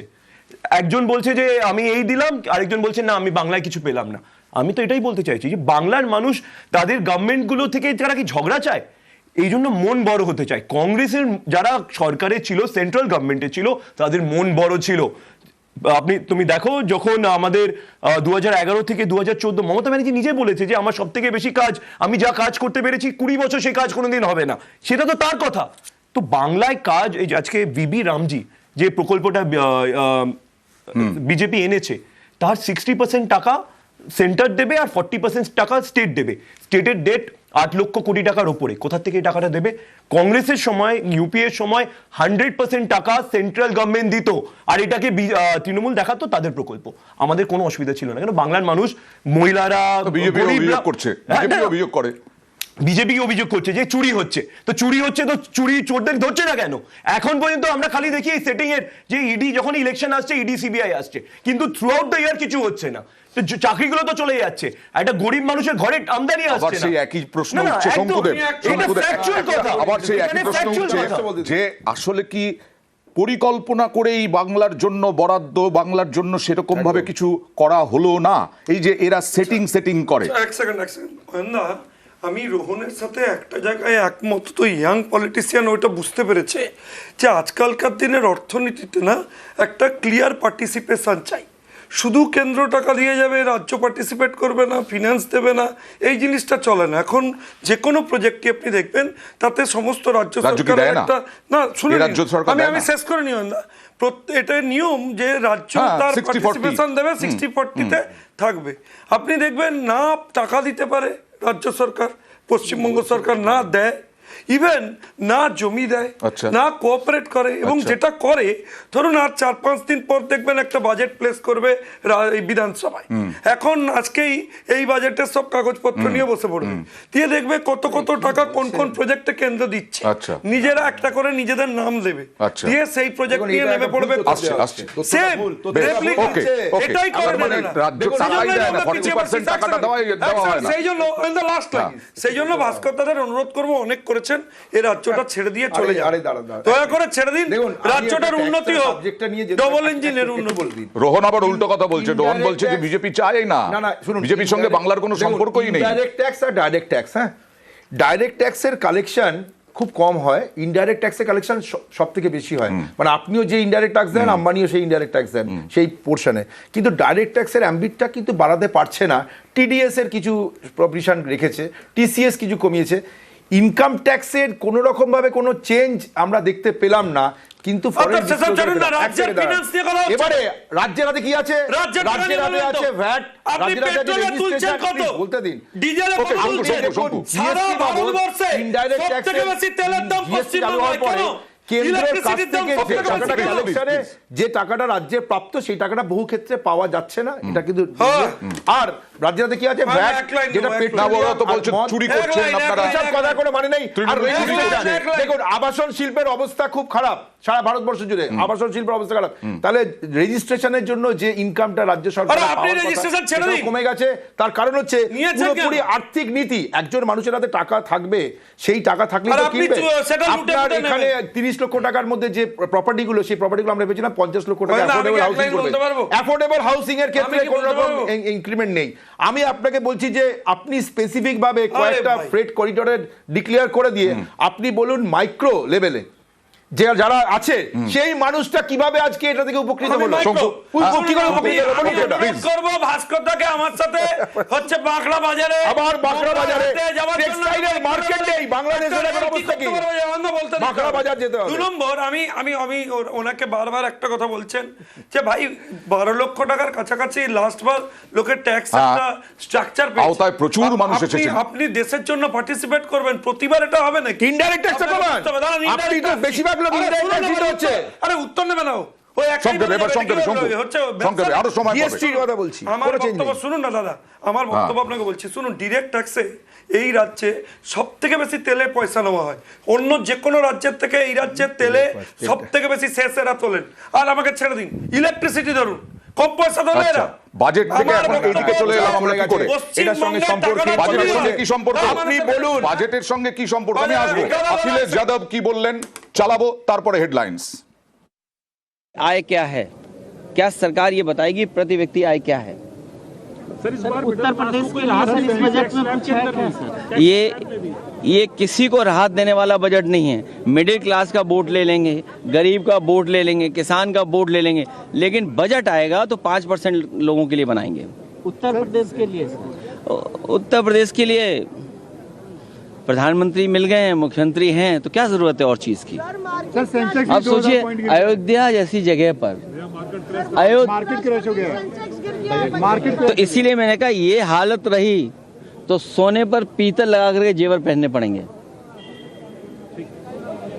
रिफॉर्म्स की बात कही गई है। হেডলাইন্স নিবেদন করছে ঘরে ঘরে এসেছে যে ভোটমুখী বাংলায় 3 নয়া ঘোষণা কেন্দ্রীয় বাজেটে ডানকুনি সুরাত নয়া freight corridor, Varanasi Siliguri high speed rail corridor, দুর্গাপুরে ইস্ট কোস্ট ইন্ডাস্ট্রিয়াল করিডোর।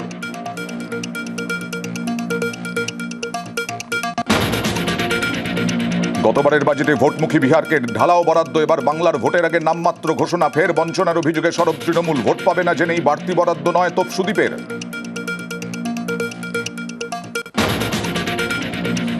পয়লা এপ্রিল থেকে নয়া আয়কর আইন কার্যকর, অপরিবর্তিত আয়কর কর ফাঁকিতে আর জেল নয়, জরিমানা দিয়ে ইনকাম ট্যাক্স জমার সময়সীমা বেড়ে 31 মার্চ ঘোষণা কেন্দ্রীয় অর্থমন্ত্রীর। দাম কমলো ক্যান্সার সহ বিরল রোগ ও ডায়াবেটিসের ওষুধের, কমলো সিএনজি, বায়োগ্যাসের, জুতো, ব্যাটারি, চামড়ার ব্যাগেরও দাম কমলো, বাড়লো মদ, সিগারেট ও খনিজ দ্রব্যের।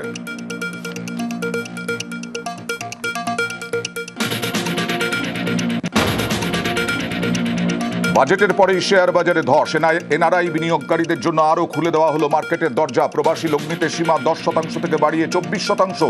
ঘোষণার পরেই লাগাতার ওঠাপড়া সেন্সেক্স নিফটির, আশা আশঙ্কার দোলাচলে দালাল স্ট্রিট।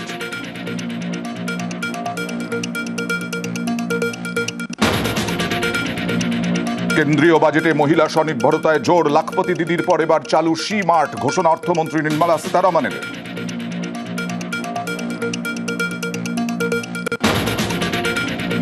নির্মলার ফোকাসে এবার আয়ুর্বেদিক ভেষজ, তৈরি 3 আয়ুর্বেদ ইনস্টিটিউট, আয়ুষ ফার্মেসি ল্যাবের পরিকাঠামো উন্নয়ন। গুজরাতের জামনগরে হুয়ের গ্লোবাল সেন্টারে বিশেষ নজর, 5 নতুন রিজিওনাল হেলথ সেন্টার ও পিপিএ মডেলের স্বাস্থ্য হাব। বায়োফার্মায় বরাদ্দ 10,000 কোটি।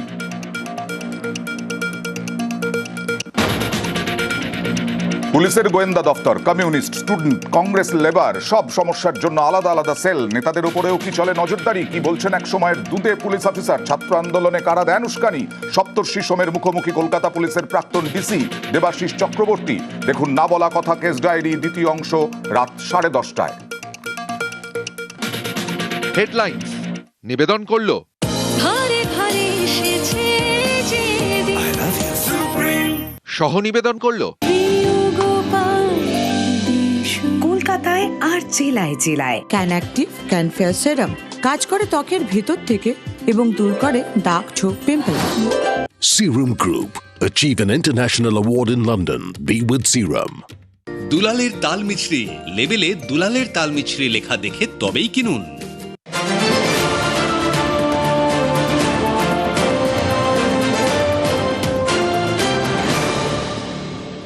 ভোটের বাংলার ঝুলিতে 3, Delhi, Varanasi, Siliguri high speed rail corridor, Dankuni থেকে গুজরাতের সুরাত ফ্রেট করিডোর, আর দুর্গাপুরে ইস্ট কোস্ট ইন্ডাস্ট্রিয়াল করিডোর। ঘোষণা সীতারামনের। To promote environmentally sustainable movement of cargo, I propose to 1. Establish new dedicated freight corridors connecting Dankuni in the east to Surat in the west. Operationalize 20 new national waterways over the next 5 years.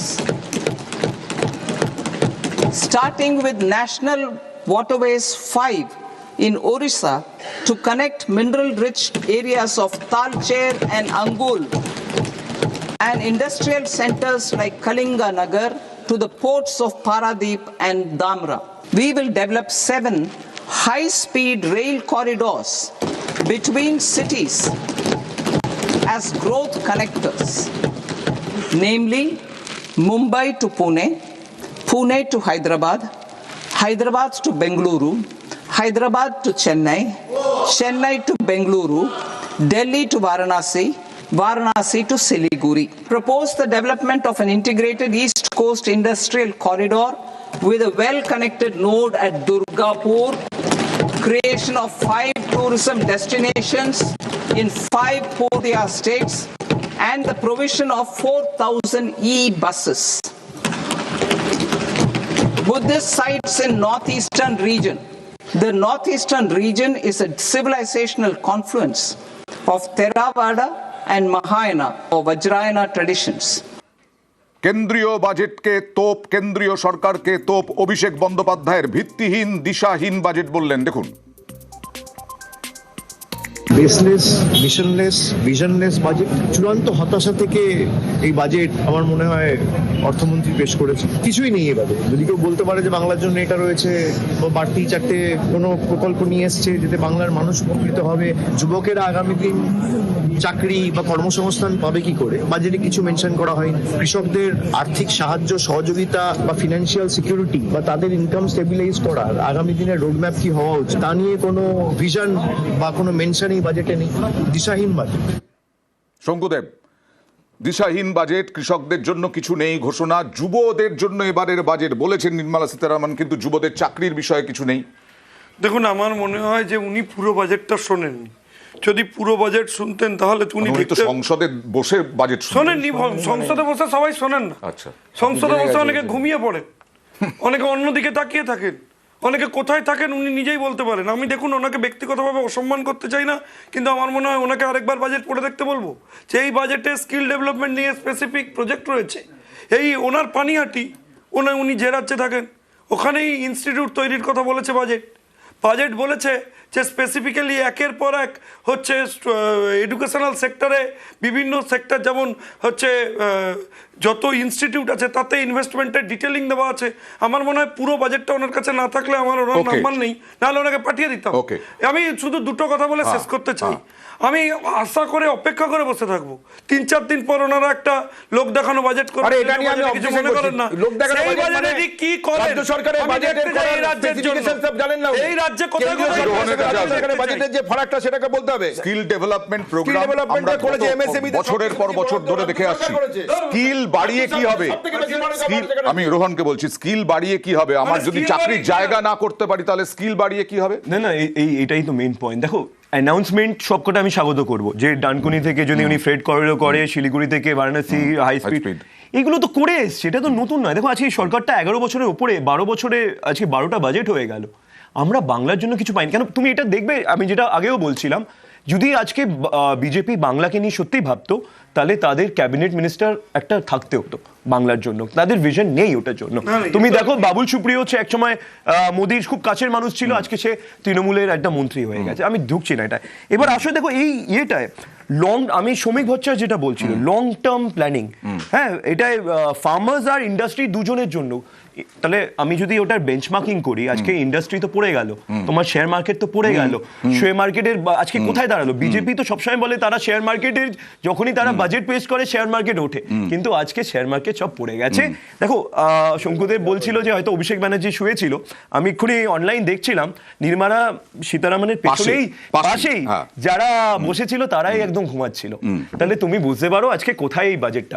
Budget দেওয়ার জন্য budget, এটা একটা অ্যানাউন্সমেন্টের budget. 99% ভারতবর্ষের মানুষ এই budget থেকে কিচ্ছু পায়নি, তারা এটাকে যে শোনার জন্য শুনলো, তাই জন্য আজকে রবিবার। ওকে, বিমানবন্দরে পৌঁছলেন মমতা বন্দ্যোপাধ্যায়। এখন দেখার বাজেট নিয়ে তিনি কোনো প্রতিক্রিয়া দেন কিনা। আগামীকাল নির্বাচন কমিশনে গণেশ কুমার মুখোমুখি হবেন মমতা বন্দ্যোপাধ্যায়ের, বলবেন নিশ্চয়ই বাজেট নিয়েই বলবেন, যা মনে হচ্ছে এখনো পর্যন্ত। মুখ্য নির্বাচন কমিশনারের সঙ্গে সাক্ষাৎকার গতকালই ষষ্ঠ চিঠি দিয়েছেন জ্ঞানেশ কুমারকে। এসআইআরে হয়রানি, এসআইআরে মৃত্যু, আতঙ্ক, ইআরও এইআরওরা সেরকমভাবে কাজ করতে পারছেন না, কাজ করতে দেওয়া হচ্ছে না। নির্বাচন কমিশনে বসেই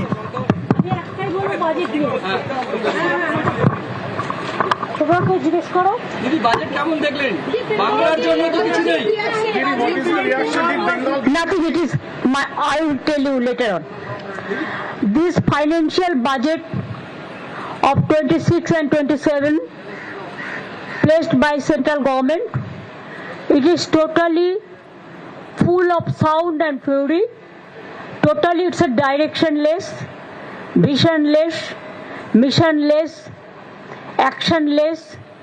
Economy is derailed, anti-women, anti-poor, anti-farmers, anti-women, anti-youth, anti-communers, anti-SC, anti-ST, anti-OBC.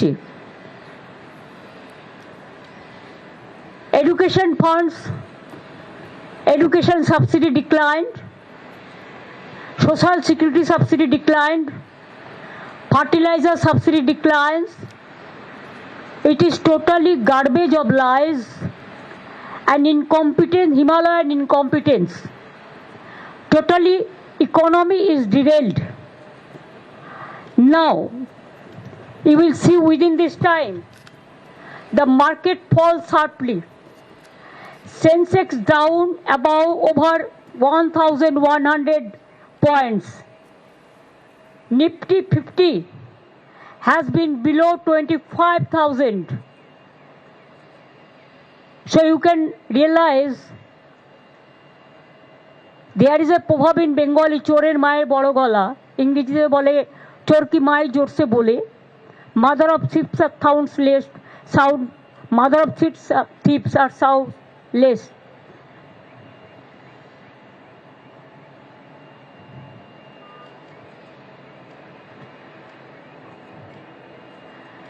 Now, for Bengal, what they have given? Nothing. Talking big. কিছু দেয়নি। যে ফেড করিডোরের কথা বলেছে ডানকুনি থেকে, ওটা আমার রেলওয়ে বাজেটে 2009-এ I placed the budget. There you will see I have mentioned about Dankuni and Amritsar. That is not there pending about these 15 years. Number 2, regarding 3 corridors they announced. We have already announced 6 economic corridors. It will include Dankuni to Bardhaman, to Bakura, to Durgapur, to Purulia. Other is Kalyani to Bardhaman, Birbhum, Malda, Siliguri, Kuch Bihar. Other we have announced 6 economic corridors which will cover throughout the country, throughout the state. So what they said about 3 corridors, that is absolutely a garbage of lies, blatant lies. It is already on process and we have started working there. And already we will see that in Jungle Mahal, Jungle Sundari project in Purulia, for this economic corridor, 72,000 crores are going to be invested. And already there are so many people, they are setting investment, they are setting their cement hub. Now Bengal have become cement hub, the coal hub, the leather hub, the skill hub, even the Amazon Flipkart, like this. All are doing business side of this Dankuni, Kalyani and other place. So it is already started. They have not given a single paisa to Bengal. Only one tax is there, GST. They are taking away our money and saying big talk. They are giving us money. It is our money. Now only one tax is there. What they are collecting from Bengal, they are not giving our food funds. We will get about more than 2 lakh crores from the central government. So they don't have any moral authority to run the government and to finish the country like this. They want to destroy the economic structure of the country the constitutional structure of this country, the independent agency, including the infrastructural facilities, the economy, the social sector, the economic sector, the federal sector, all is been vanished. Only talking too much and less work. What they do, only they use some jugglery of words which cannot affect. You have to give the advantage to the people, which common people can enjoy the facilities. সাধারণ মানুষের জন্য কিছু করেনি, তপশিলীদের জন্য কিছু নেই, আদিবাসীদের জন্য কিছু নেই, যুবকদের জন্য কিছু নেই, চাষিদের জন্য কিছু নেই, মহিলাদের জন্য কিছু নেই, ফার্টিলাইজার সাবসিডি বাড়িয়ে দিয়েছে।